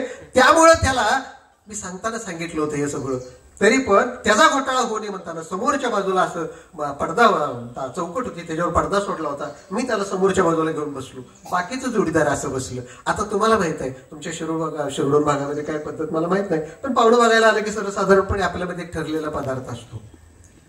ठरलं सगळ्यांनी माहिती आहे, सगळी खाऊन रिकामी झालेली दिसते. पोहे करायचं आणि मग पोहे करायचं म्हटलं की त्या भागात आपल्यात अजूनही माहित आहे आपण ग्रामीण भागामध्ये राहतो, आपण सुखदुःखामध्ये एकमेकाच्या सहभागी होत असतो. आणि मग कोणाच्यात दुखलं वाईट घडलं असेल तर त्याही वेळेला जातो, लग्न समारंभातही जातो. तसं त्या शेजारच्या बायका गोळा होतात, 2 दिवस अगोदर त्या पोरीची ट्रायल घेतात, पाया कसं पडायचं, पाऊल कुठलं पहिलं टाकायचं, खणा नारळांची ओटी कशी भरून घ्यायची वगैरे वगैरे सगळं ते घेतात. हे माझ्या भगिनीला इथं माहित असेल. आणि मग बायका गोळा झालेल्या मग लगेच पोहे करायला सुरुवात होतात. आता पोहे करायची सुद्धा एक गंमत असतो, पद्धत असते. त्या भगिनीनं सगळ्यांना माहिती आहे हिने केली ती. कदाचित म्हणणार शिव बहुतेक घरात ह्योच करत असावं असं दिसतं, इतकं पेटेंट आहे मी त्याच्यात, काही काळजी करू नका. आणि मग तुम्हाला सांगतो चूल किंवा गॅस पेटवलेली असते, जिला उठायलाच येत नाही, गुडघ्यानं घायला आली ती जागा सोडत नाही. चूल असू नाही तर गॅस असू, तिथं बसूनच ती ऑर्डर देत असते, घे गा उलटान घे, घे कढई घे, तेलाचं घे, मिठाचं घे. आणि मग ती तिथं जागा जाऊन बसलेली असत्या. स्टोव पेटवते, त्याच्यात करते. कोणतं म्हणतं कांदा चिरा. कांदा चिरा म्हटल्यावर करा करा करा कसा तर कांदा चिरायचा, त्यात टाकायचा, खालीवर करायचा, तेल वतायचं. तांबडा वस्तूर हिला दम निघत नाही. अगं मोहरी घ्या की. मग काय आपल्या भाज्या घरची वताई घ्यायची, मोहरीची भरती द्यायची खोगावर टाकून. पुन्हा कोणतं जिरं राहिलं, जिरं टाकलं, मोहरी टाकली, सगळं टाकायचं. ते टाकलं, हळद टाकली, इकडं पोहे भिजवून ठेवले, हेही सगळं झालं. पण तुम्हाला सांगतो कोणातर ध्यानात येते, दोडानं सगळं घातलं, पण कढीपत्ता कुठे आहे? कढीपत्ता कुठे? आता काय मला ह्याच्यात आणायचंय का? कोणतर मागं पळत पळत जातंय, कढीपत्त्याचं झाड असतंय, तिथं तोडायचं नाही, वरबाडा वरबाडून आणून देते ती टाकून. पाहुण्याला कळलं नाही पाहिजे कांदे पोहे का कढीपत्ता पोहे, हुडकतच बसलं पाहिजे ती कुठं कुठं काय काय घालतंय. आणि एवढ्यात कुणातर ध्यानात येते, भैया तुला मला बघायचं सांगते, मिरच्या कुठं आहे त्या? मिरच्या म्हटल्यावर तुम्हाला सांगतो आता बारीक कुणख करत बसायचं एवढे. मग मोडा एकाच्या 2 देते ती टाकून. आणि तुम्हाला सांगतो असला एक तुकडा जर पाहुण्याच्या खाली पाहुण्याला बाहेर खाताना जर दाढ खाली लागला, पाहुणा अत्राळीच होते. त्याला हा बी करा येत नाही, वो बी करा येत नाही. असला एवढा मोठा मिरचीचा तुकडा दाढ खाली लागल्यावर काय करते. आणि मित्र तुम्हाला सांगतो असं सगळं चाललेलं असते. त्यावर कोणतं म्हणते शेंगदाणं राहिलं, मग शेंगदाण्याची पण भरती द्यायली उरतून. असं करता करता सगळे पोहे तयार होतात. पोहे बाहेर येऊन येताना सुद्धा कुरवलं तयार असते ती. काकत गाठ झाल्यासारखं ट्रे घेऊन येते ती, वाकत वाकत वाकत येते ती. पाहुणं सुद्धा स्टँडर्ड पाहुणं असते ते आमच्यासारखं. आम्ही जे स्टँडर्ड माणसो ना, मग आम्ही लगेच अशी प्लेट हातात धरतो. ती प्लेट हातात घ्यायची, ती हिथं ठेवायची, ती हिथं घ्यायची आणि चमच्यानं खायचं. आता मला सांगा, काढलेले पोहे गरेचो असतील का? हिथं ठेवलं की पाहुण्याला हिथं चटका बसतो. चटका बसतो की ते असा हात करते, हात त्याला हिथं चटका बसतो. बायला हे दिसते, ती बेतानं खालीच ठेवते मोर तिकडं. असं करत आमच्याकडे इथे झालं. पोहे आले, स्टँडर्ड पाहुणा मी होतो. प्लेट घेतली, हिथं ठेवली, चटका बसला, असं केलं, हिथं चटका बसला, मोर तिकडं खाली ठेवलं. जोडीदारांच्याकडे बघितलं, अशीच हातात धरून बसली होती. जातींच्या हातात इंगूळ ठेवलं तर काय व्हायचं नाही. रानात राबलेले जीव, त्यांना तर काय म्हणायचं तुम्हाला, आमच्यासारखं नाजूक पण त्यांच्याकडे नव्हतं. आणि मग पोहे खायला सुरुवात झाली.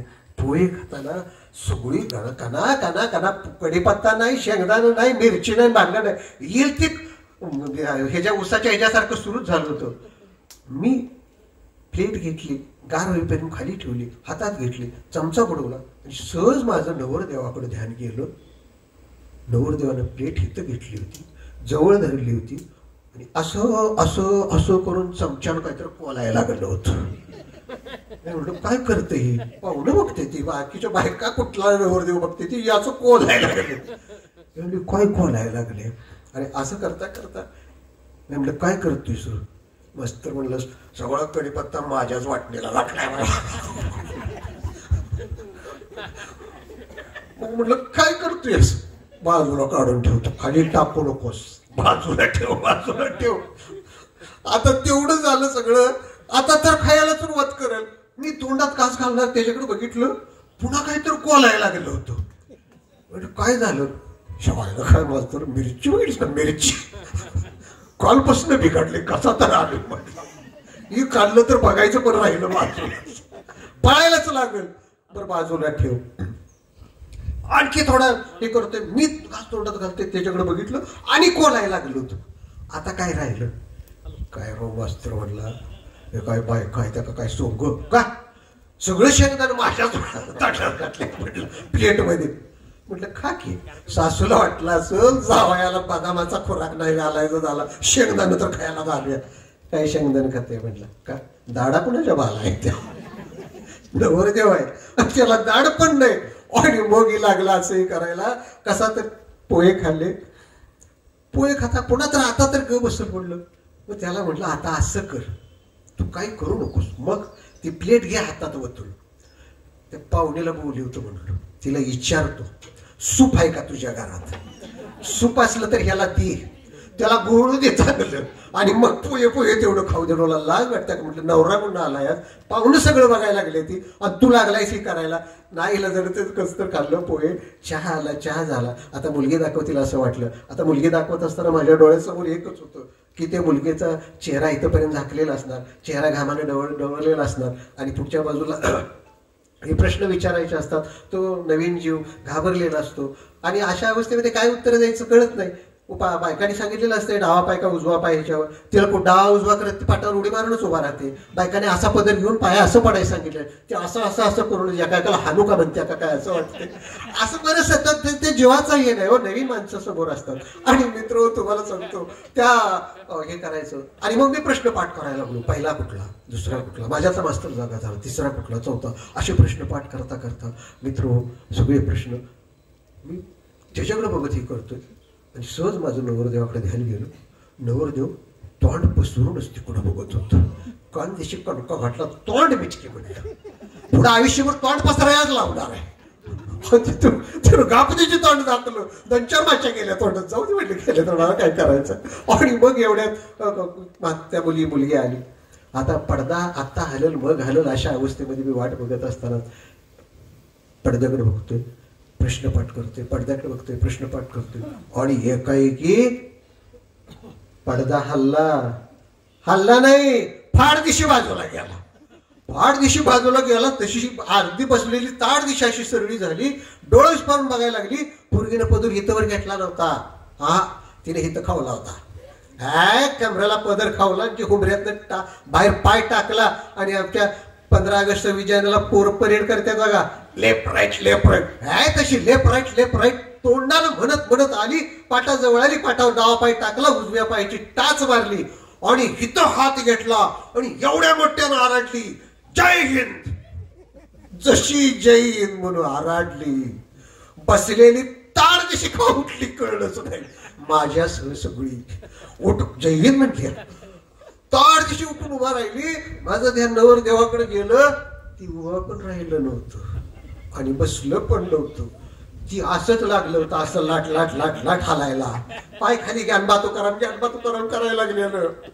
ती बरं त्या पोरीने हिता हात घेतलेला आणि नजर त्याच्याच डोळ्यात होती, त्यामुळे त्याला उठायला बसायला चिरत होतं. ती अशी रुकून बघायला लागलेली, ही लाट कापायला लागलेलं. आणि मनातल्या मनात म्हणत होतं, हे अशा आयुष्यभर अशीच परेड घेतल्या काय कुणाच ठाऊक. आणि मग तुम्हाला सांगतो मित्र, माझ्यातला मास्तर जागा झाला. सगळ्यांच्याकडे बघितलं, अशी ताटून उभा राहिलेली. म्हणजे ही अशी सावधानमध्ये किती वेळ ताटून उभा राहणार. थोडा वेळ झाला की कोंबड्याची रोग होती तशी पटाटा पडायला सुरुवात होती. आणि मग माझ्यातला मास्तर जागा झाला. मी सगळ्यांच्यात एकदा बघितलं, सावधान झालो आणि एकदम मोठ्याने म्हटलं, बैठेंगे बैठ जाओ. एका तडाक्यात सगळी खाली पडली. मित्रांनो, गमतीचा भाग झाला. मुद्दाम तुम्हाला हे कथेचं नाव जय हिंद आहे, हे मी स्वतः माझ्या ह्याच्यातनं केलेलं आहे. फार कमी वेळेमध्ये मला सांगायचं होतं म्हणून ही घेतली. आता फक्त 10 मिनिटाची एकच कथा घेतली. तुम्ही छानपैकी सगळ्यांनी प्रतिसाद दिला. एक विनोदी कथा घेतली, परंतु इथं जुनी माणसं आहेत. बारीगट सुद्धा शेतकरी कुटुंबातलीच आहे. त्यांनी मग अशी संघटनेचा वगैरे उल्लेख केला, म्हणजे आपण सगळे शेतकरी आहोत. आणि मग एका वेगळ्या विश्वामध्ये मी तुम्हाला मुद्दाम घेऊन जाणार आहे. सगळ्यांची मागणी होती फक्त विनोदीच कथा व्हावी. मी विनोदी माझ्या पद्धतीने सांगायचा प्रयत्न केला. खूप विनोदी कथा अजून घेता येईल, परंतु मला दोन्हीही रस आमच्या बेळंकी सरना खूप त्याचं वेगळे हे आहे, म्हणून मुद्दाम तुमच्यासमोर एक कथा ठेवतोय. तुम्हाला माहित असेल, प्रत्येकाच्या घरामध्ये पूर्वीच्या काळामध्ये गावागावामध्ये प्रत्येकाच्या दारात बैलजोडी असायची सर्जाराजाची. आता ती कालबाही झाली, सगळ्याच्या सगळं ट्रॅक्टरनं व्हायला लागलं. आणि आता माझी ही जुनी जी टोपीवाली असतील, धोतरवाली फेटेवालीची माणसं आहेत, त्यांना बघायला सुद्धा आता बैल मिळत नाही. दुसऱ्याच्या बैलाकडे आदाशीपणे बघत राहतात. आणि माझ्या गावामध्ये माझ्या घराजवळ घडलेल्या एका सत्य घटनेवरची कथा मी तुमच्यासमोर सादर करतोय. ज्या बैलाला कॅन्सर झाला आणि तो कॅन्सर झाल्यानंतर तो बैल वाचवण्यासाठी त्या शेतकऱ्याने जीवाचा केलेला आटापिटा असेल आणि त्याच्यामध्ये झालेला अंत असेल, हा या कथेमध्ये मी फार कमी वेळेमध्ये सांगणार आहे. कथेचं नाव आहे थैमाल. ही सत्यकथा आहे. मुद्दाम मी या व्यासपीठावरती ह्याच्याबरोबरच म्हणजे एक आनंदाच्या ह्याच्याबरोबर दुःखही कशा पद्धतीनं आपण हे करतो आणि आम्ही जगतो कसं हे मांडावं म्हणून मुद्दा मी कथा माझ्या भगिनीला सुद्धा हे आवडेल अशा यानं मी तुमच्यासमोर कथा ठेवते. कथेचं नाव आहे थैमाल. सगळीकडे शाळवाच्या पेरणीचा तलार उठला होता. घातीनं पेरणी व्हावी म्हणून प्रत्येकाचा आटापेटा चालला होता. कुणी मागे फिरून पायाच्या खोट्या मोडत असलेल्या. दिवसभर अंग आंबून जायचं. घराकडे येऊन कवा घासभर खातोय, धरणीवर अंग टाकतोय असं व्हायचं. रानाच दिस बुडायचा. तिथनं घरला यायचं. घरात येऊन जेवून झोपायला 10 वाजायचं. अंग आंबून जायचं. बरं सकाळी उशिरा उठावं म्हटलं तर बैलासनी वैरण पाणी मिळायचं नाही. दिवस उगवायला माणसं हजर व्हायची. मड झाकून ठेवावं पण घातीनं पेरणी करावी असा आमचा अंदाज सांगायचं. त्यांचं सगळं खरं होतं. पण आपल्या 15 एकराची पेरणी करून पुन्हा लोकांच्या भाड्याला पाहायचं साधी गोष्ट नव्हती. बरं भाड्याला नाही जावं म्हटलं तर आपल्याला खर्चाला पैसा कुठला येणार? आपल्याला काही लोकबाळ आहे तेव्हा 5-50 रुपये तुम्हाला खर्चाला धरा पगार झाल्यावर म्हणत एकुलती एक मुलगी लांब तिकडे कराडाकडे दिलेली, तिच्याकडे जायचं म्हटलं तर वाट खर्चीसाठी भावा पुढे 10 वेळा हात पसरायला लागतोय. 10 वेळा हात पसरायला लागतोय, कारण सगळा कारभार भावाच्या हातात दिला आणि आपण बसलोय बाळावरच्या बसवासारखं एकटंच. पण हे सारं सोडून पंढरीची वाट धरली असती.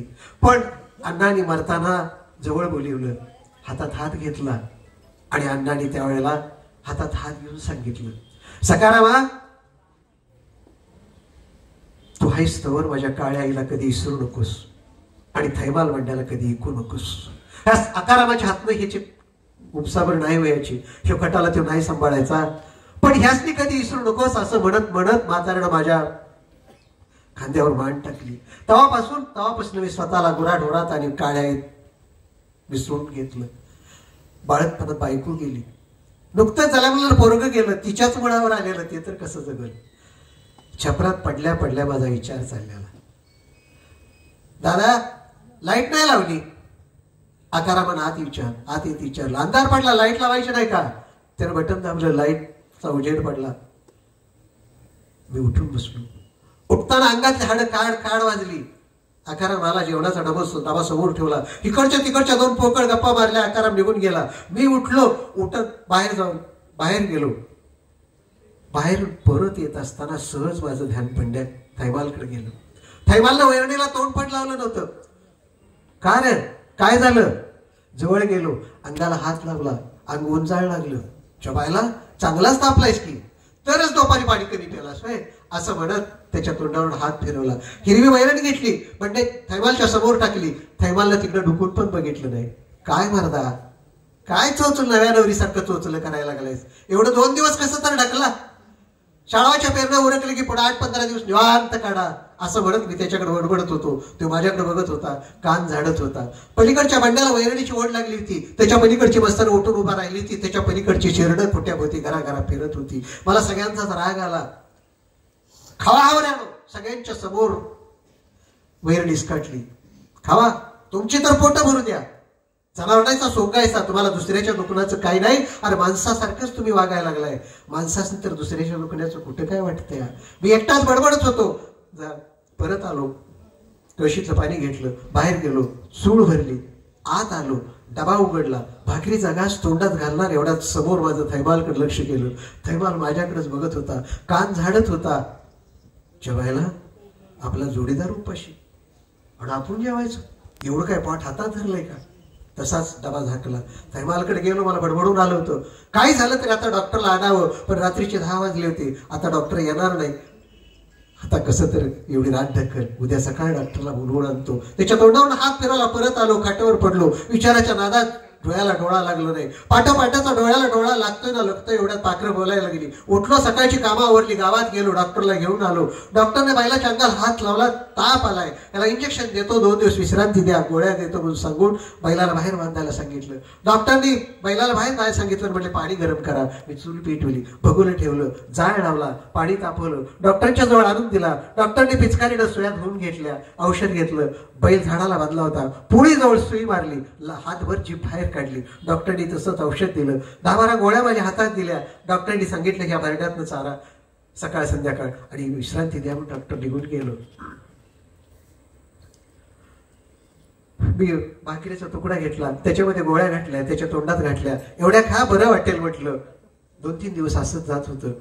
काही मनासारखा गुण येत नव्हता, वैरण खात नव्हता, मला कसलूस वाटत होतं. आणि एक दिवस बाहेर हौदावर नेला, अंगावर पाणी टाकायला लागलो.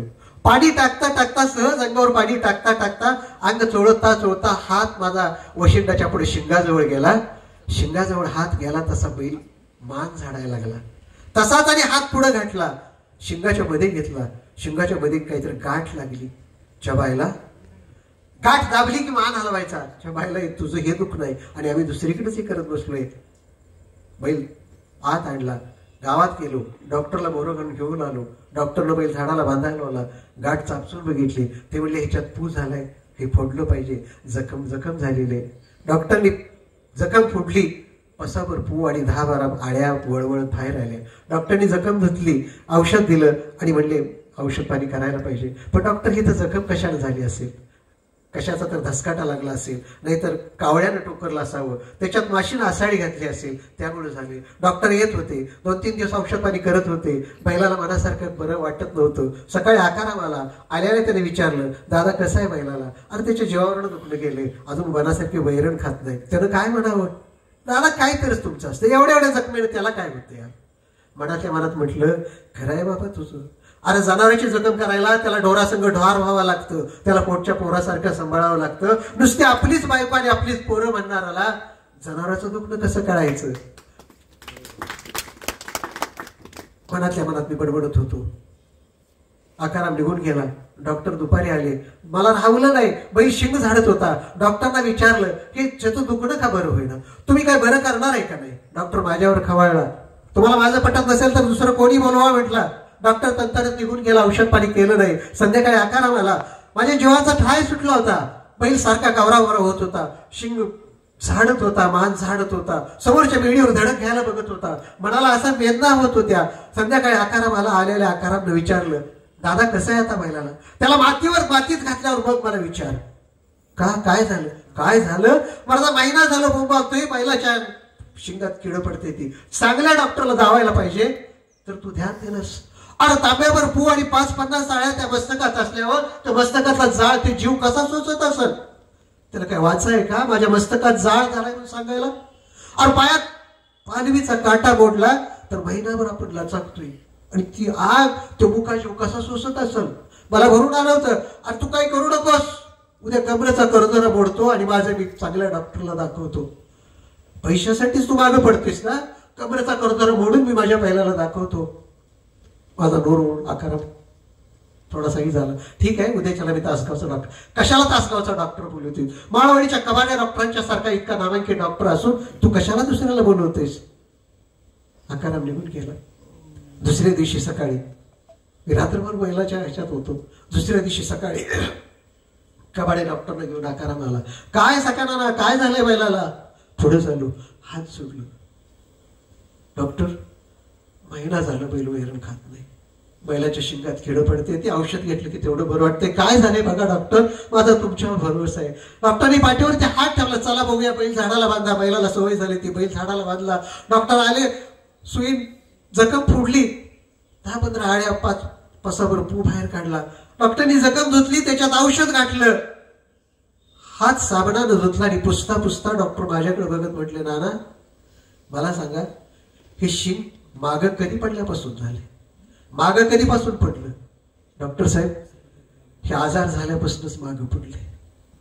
नाना काही खरं नाही का, बहुतेकाला कॅन्सर झालाय. मग डॉक्टर बरं व्हायचं नाही, शक्यता फार कमी आहे. अजून याच्या मस्तकात कीड शिरली नाही तोपर्यंत नाना तुम्ही हा बैल विकून टाका, पुन्हा आपल्याला काही करता येणार नाही. नाही डॉक्टर, माझ्या थैमाला नाही कायचा, कशासाठी, त्याच्या मस्तकात किड पडलं म्हणून त्याला विकून. आता डॉक्टर आता याला कुठला बागायतदार घेणार आहे. आपल्या हातानं थैमालचं नरड कसाबाच्या हातात देऊ नाही. डॉक्टर माझ्या थैमालला मी मला जोपर्यंत माझ्या जीवात जीव आहे तोपर्यंत सांभाळणार आहे. बघा तुमचं तुम्ही करा. डॉक्टर सांगून निघून गेले. असं 2-4 दिवस गेलो. बैल आता कावरा बारा व्हायला लागला. पुढच्याच बेडीवरती धडक घ्यायला लागला. नाकातल्या वेसणीला ओढ लागून नाकात रक्त गळायला लागली. त्याच्या सोसण्याच्या बाहेर चाललं. मग माझ्या जीवात कालवा झाली. डॉक्टरने शेवटी त्याला सगळ्या जनावरांच्या पासून बाहेर बांधायला लावलं. पहिल्यापासून गोतावळ्यात राहिलेला गडी आता तर जास्तच वितरल्यासारखा करायला लागला. शेवटी त्याला मोकळे शेडमध्ये सोडलं. एक दिवस डॉक्टर सकाळी आले आणि बघितलं, थैमालकडे बघितलं आणि मला सांगितलं, नाना आकाराम घेऊन आला होता, आकारामी बरोबर होता. नाना मी सांगितलं त्यावेळेला तुम्ही ऐकलं नाही. आता ह्याला इंजेक्शन देऊन मारल्याशिवाय पर्याय नाही. काय डॉक्टर, इंजेक्शन देऊन माझ्या बैलाला मारायचं, त्याचं जास्त हाल होऊ नये आणि तुम्हाला काही त्रास होऊ नये तर त्याला इंजेक्शन दिल्याशिवाय पर्याय नाही. मागा आकाराम होता, लगेच म्हटलं आता असलं इंजेक्शन देऊन टाका. आता इंजेक्शन नाही, उद्या सकाळी येतो. आकारामनं शेडला कुलूप लावलं, चावी आपल्याजवळ घेतली आणि आकारामध्ये डॉक्टर उद्या इंजेक्शन करतो म्हणून निघून गेले. मी समोरच्या पायरीवरती बसलो होतो. माझ्या डोळ्यात अखंड पाण्याच्या धारा लागल्या होत्या. समोरच्या जाळीतनं थैमाल माझ्याकडे बघत होता. थैमालच्याही डोळ्यातनं पाण्याच्या धारा लागल्या होत्या. माझ्या पडणाऱ्या डोळ्याच्या पाण्यात मला आठवत होतं अण्णांनी हौसन एक कालवड आणली. हौसन आणली म्हणून तिचं नाव हौसा ठेवलं. तिला येताला 2 खोंड झाली.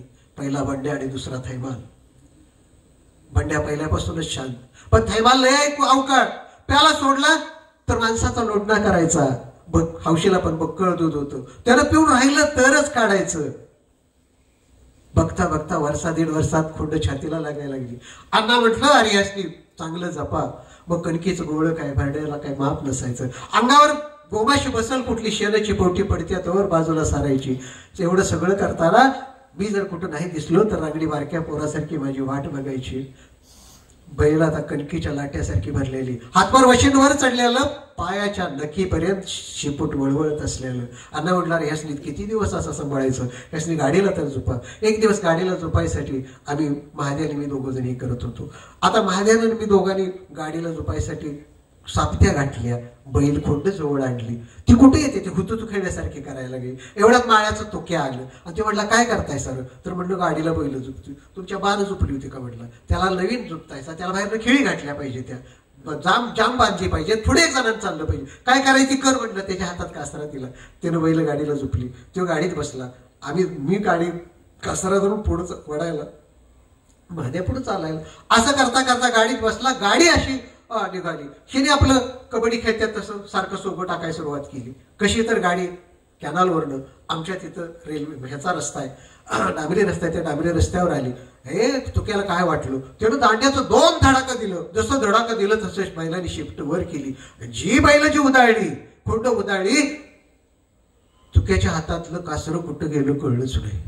ती पडता पडता दांडीला चिकटलं, भोकार चिकटल्यासारखं चिकटलेलं, बैल उधळत असलेली, माझ्या पुढं पळत असलेलो, मी मागणं पळत असलेलो. समोरच्या बाजूला बघेल कॅनलचं पूल आलं. आता गाडी कॅनलमध्ये जाईल असं वाटलं. एवढ्यात गारतीची गाडी वळली. कॅनलमध्ये गाडी कशी गेली कळलंच नाही. जेव्हा डोळं उघडलं तेव्हा बघितलं बैल पण नव्हती, गाडी पण नव्हती. और गाडी कॅनलमध्ये गेली म्हणून मागणं पळत जाऊन बघतोय तर महाद्या पण नव्हतं, तुक्या पण नव्हतं. फक्त जू मोडून खोटच पळत बाहेर आली. पुढं कोताच्या पोराडी कशी तर गाडी हे केली. बघितलं तर तुक्या गाडी खाली घाललं होतं. गाडी सळी केली. तुक्या म्हटला गावाची सगळी बैल शिकवीन, पण तुझ्या बैलासने पुन्हा हात लावा येणार नाही. तेव्हापासून पुन्हा कधीच आला नाही. एक दिवस आकारांना काय उठकी आली कोणास ठाऊक. आणि आकारा म्हटलं मी सुगंध जरा गावात रानात जाणार आहे, आम्हाला बैल झोपून द्या. मी म्हटलं बैल तुला चालायची नाही. भली वटणी उरात म्हटला. आणि ही कातडी काय करते ती, जा बाबा म्हटलं. बैल झोपून दिली, पण मनात आलं शिव गेलाय खरं, धड आता पायानं परत आला म्हणजे बरोबर. असं इकडे तिकडे बाकीचं काम करतोय. एवढ्या खाड वाजलो. बाहेर आलो, गाडी मोकळी झाली होती. बैलच होती गाडीला. आर मालक मालकीन कुठं आहेत म्हणत बैल सोडली, आत बांधली. एवढ्यात कदवाचं पोरग मागणं आलं. तो म्हटला या जातीसनी पहिलं बांधा.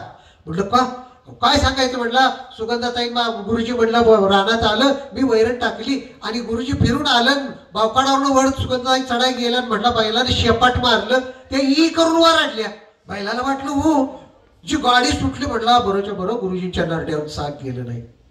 एवढं हे करतोय तोपर्यंत तुम्हाला सांगतो कसं. तर 2 नवरा बायको लंगडत आली. आलेल्या आकारांना हातात भरीव कळकाची काठी घेतली. धोपाट्या बैलासने घालत होता. आपणालाच कोणीतरी मारते असं वाटत होतं. बैलांच्या अंगावरती वळ उठत होता. मी कधीच आडवा दांडा लावला नव्हता. आकारांच्या हातातली काठी हिसकावून घेतली. ह्या जातीसनी मातीत घातल्याशिवाय माझ्या जीवाला बरं पडायचं नाही असं म्हणत आकारात तंतरत घरला निघून गेला. त्याच्या अंगावरच्या वळाला तेल हळद लावताना आपणालाच कोणीतरी झोपाट्या घातल्या असं वाटत होतं.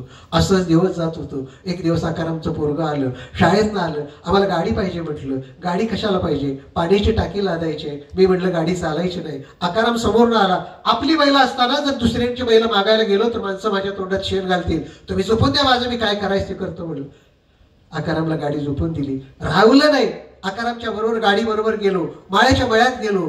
चिवाट्या बांधल्या, त्याच्यावर मोठी टाकी ठेवली. बैल चालायची नाहीत. मग मी दांड्यावर बसलो. कळकट धोतर, अंगातली फाटकी बंडी, डोसक्याची टोपी. आकारामला लाज वाटली असणार, आपला भाऊ असा आहे ते. आणि तुम्हाला सांगतो, मी गाडी हाकत रेल्वे लाईनच्या बाहेर आलो, गेट जवळ आलो. आकारामची शाळा रेल्वे गेटच्या पलीकडे होती. आणि मित्र गाडी तिथंच थांबवली. आकाराम म्हणला, तुम्ही खाली उतरा, मी घेऊन जातो. आकाराम नवरदेव गाडीत बसावा तसा बसला. गाडी रेल्वे ओलांडून पलीकडे गेली. उभ्या रस्त्याने जाऊन आडवे शाळेच्या जवळ गेली. गाडी आत घ्यायची का टाकी आत घ्यायची ह्याच्यासाठी त्यांची चर्चा चालली. आणि एवढ्यात काय झालं कुणास ठाऊक, चुकून आकारामनं बैलाचा कासरा वडला. बैल अगोदरच बावरलेलं होतं. जसा थैमालचा कासरा वडला, गार दिशी थैमाल जसा ओढून आला, बाजूच्या नाल्यात गाडी जाता जाता पडता वाचली. बैलांनी शेपट वर केली. आकारामच्या हातातलं कासरं गेलं. आकाराम दांडीला चिकटला. आणि जशी गाडी उधळली तशी पोरं त्याच्या भोवतून आरडत पळायला लागलेली. मी अजून गेटमध्येच होतो. तावदाराच्या पांड्यावर तंबाखू खायला थांबलो होतो. कालवा कशाचा कानावर येतोय म्हणून टाचा उचलून बघितलं तर समोरच्या बाजूने माझीच गाडी यायला लागलेली. इकडच्या बाजूला लक्ष केलं, रेल्वे स्टेशनवरून सुटलेली रेल्वे या बाजूला यायला लागली. गेट लागलंय. गाडी तर जवळ आली. इकडून माझी गाडी जवळ आली. अंगाचं पाणी झालं. काय होतंय कळायच्या आताच मी रेल्वे गेट उडून पलीकडे गेलो. आणि मागे इंजिन धाड धाड धाड करत शिट्टी वाजवत गेलो. समोरच्या बाजूला बघितलं, 2 कासेवर माझी गाडी आली होती. पळत गेलो. हिसका दिला, गचका बसला. पण इतक्या वेगात आलेली गाडी एकाएकी कशी थांबणार? ती थांबत आली. त्यावेळेला शेवटचा डबा माझ्या मागं धाड धाड धाड धाड करत गेला. काळजाचं पाणी झालं. आपण जर नसतो तर आज काय बघितलं असतं? माझी गाडी निश्चितपणे गाडी खाली सापडली असती. आकारात बघितलं, अजून बावकड्याला चिकटलेला तसाच होता. त्याला उतरायचं पण कळत नव्हतं. तो कसा तर खाली उतरला, पण तिथनं पुढं कधी माझ्या बैलांच्या वाटेला गेला नाही. रात्रभर मला हे सारं आठवत होतं. नाना अजून इथंच बसलाय, झोपला नाही? मागणं येत आकारांना विचारलं, काय सका नाना रातभर झोपला नाही वाटतं, उठा चला. डॉक्टरांचा आवाज आला. डबरं काढून तयार झाले. पाठीमागनं गड्याचा आवाज आला. कशाला? डॉक्टरनी पाठीवरती हात ठेवला. सका नाना तुम्हाला कालच सांगितलं होतं, याला इंजेक्शन देऊन मारल्याशिवाय चालणार नाही.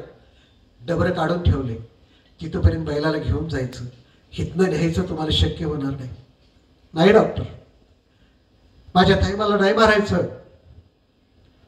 मला होईल तितके दिवस मी तिची सेवा करणार आहे, पण माझ्या थैमाला नाही मारायचं. माझ्या डोळ्यातनं पाण्याच्या धारा लागल्या होत्या. समोरच्या बाजूच्या जाळीतनं माझा थैमाल पण माझ्याकडे बघत होता. त्याच्याही डोळ्यातनं पाण्याच्या धारा लागल्या होत्या. तो मान हलवून चनू मला म्हणत होता, रडू नकोस. कशाला रडतोयस? तुझा माझा शिडिया संपला आता. डॉक्टरनी पुन्हा खांद्यावरती हात ठेवला. गड्यांच्याकडे बघून म्हटले, सगळं नानाच्या मनासारखं झालं पाहिजे. खाली मीठ टाका, कापड आणून ठेवा, गुलाल ठेवा, सगळं नानाच्या मनासारखं झालं पाहिजे. माझी समजूत काढायसाठी डॉक्टर बोलत होते. माझ्या खांद्यावरती हात ठेवला. उठाणारा तुम्हाला असं करून चालणार नाही. तुम्ही जर बैलाला कासरा लावला तरच बैल तुमच्या मागे येणार आहे, तर येणार नाही. मी नाही म्हणत होतो. समोरच्या जाळीतनं थैमाल मान हलवत होता. रडू नको म्हणत होता. डॉक्टरने मला उठवलं. मी उठलो. शेडचं दार उघडलं. दार उघडलं. थैमाल समोर आला. तर माझा हात साठला. थैमाल काय झालं रे म्हणून मी त्याच्या गळ्यात पडलो. डॉक्टरने पाठीवरती हात ठेवला. म्हणजे काय करताय तुम्ही? जर तुम्हाला काय झालं तर चला कासरा लावा. पहिल्यांदा जड मनानं कसा तरी मी कासरा लावला. थैमाल माझ्या मागणं येत होता. 4-5 पावलं चाललो असल नसल, समोरच्या बाजूला बघितलं, रात्रीचा जेवणाचा डबा तसाच पडला होता. डबा उघडला. चतकोर भाकरीचा तुकडा थैमालच्या तोंडात दिला.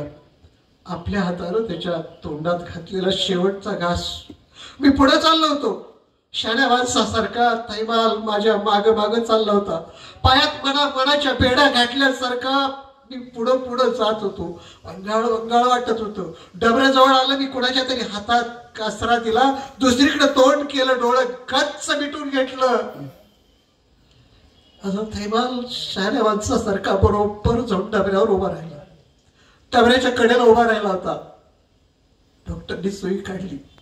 थैमालला मारली. थैमाल वाकत थाड दिवशी आवाज झाला. आवाजाच्या रोखाने मी मागं बघितलं. असा थैमाल बरोबर डबऱ्यात पडला होता. डावं शिंग मोडून बाजूला केलं होतं. पसाभर पो आणि 5-50 आळ्या त्याच्यात वळवळत होत्या. डोळं सताट उघडं ठेवून थैमाल न येण्याच्या वाटेवर गेला होता. त्याला कशाचंच भान नव्हतं. थैमाल म्हणून मी माग फिरून ओरडलो.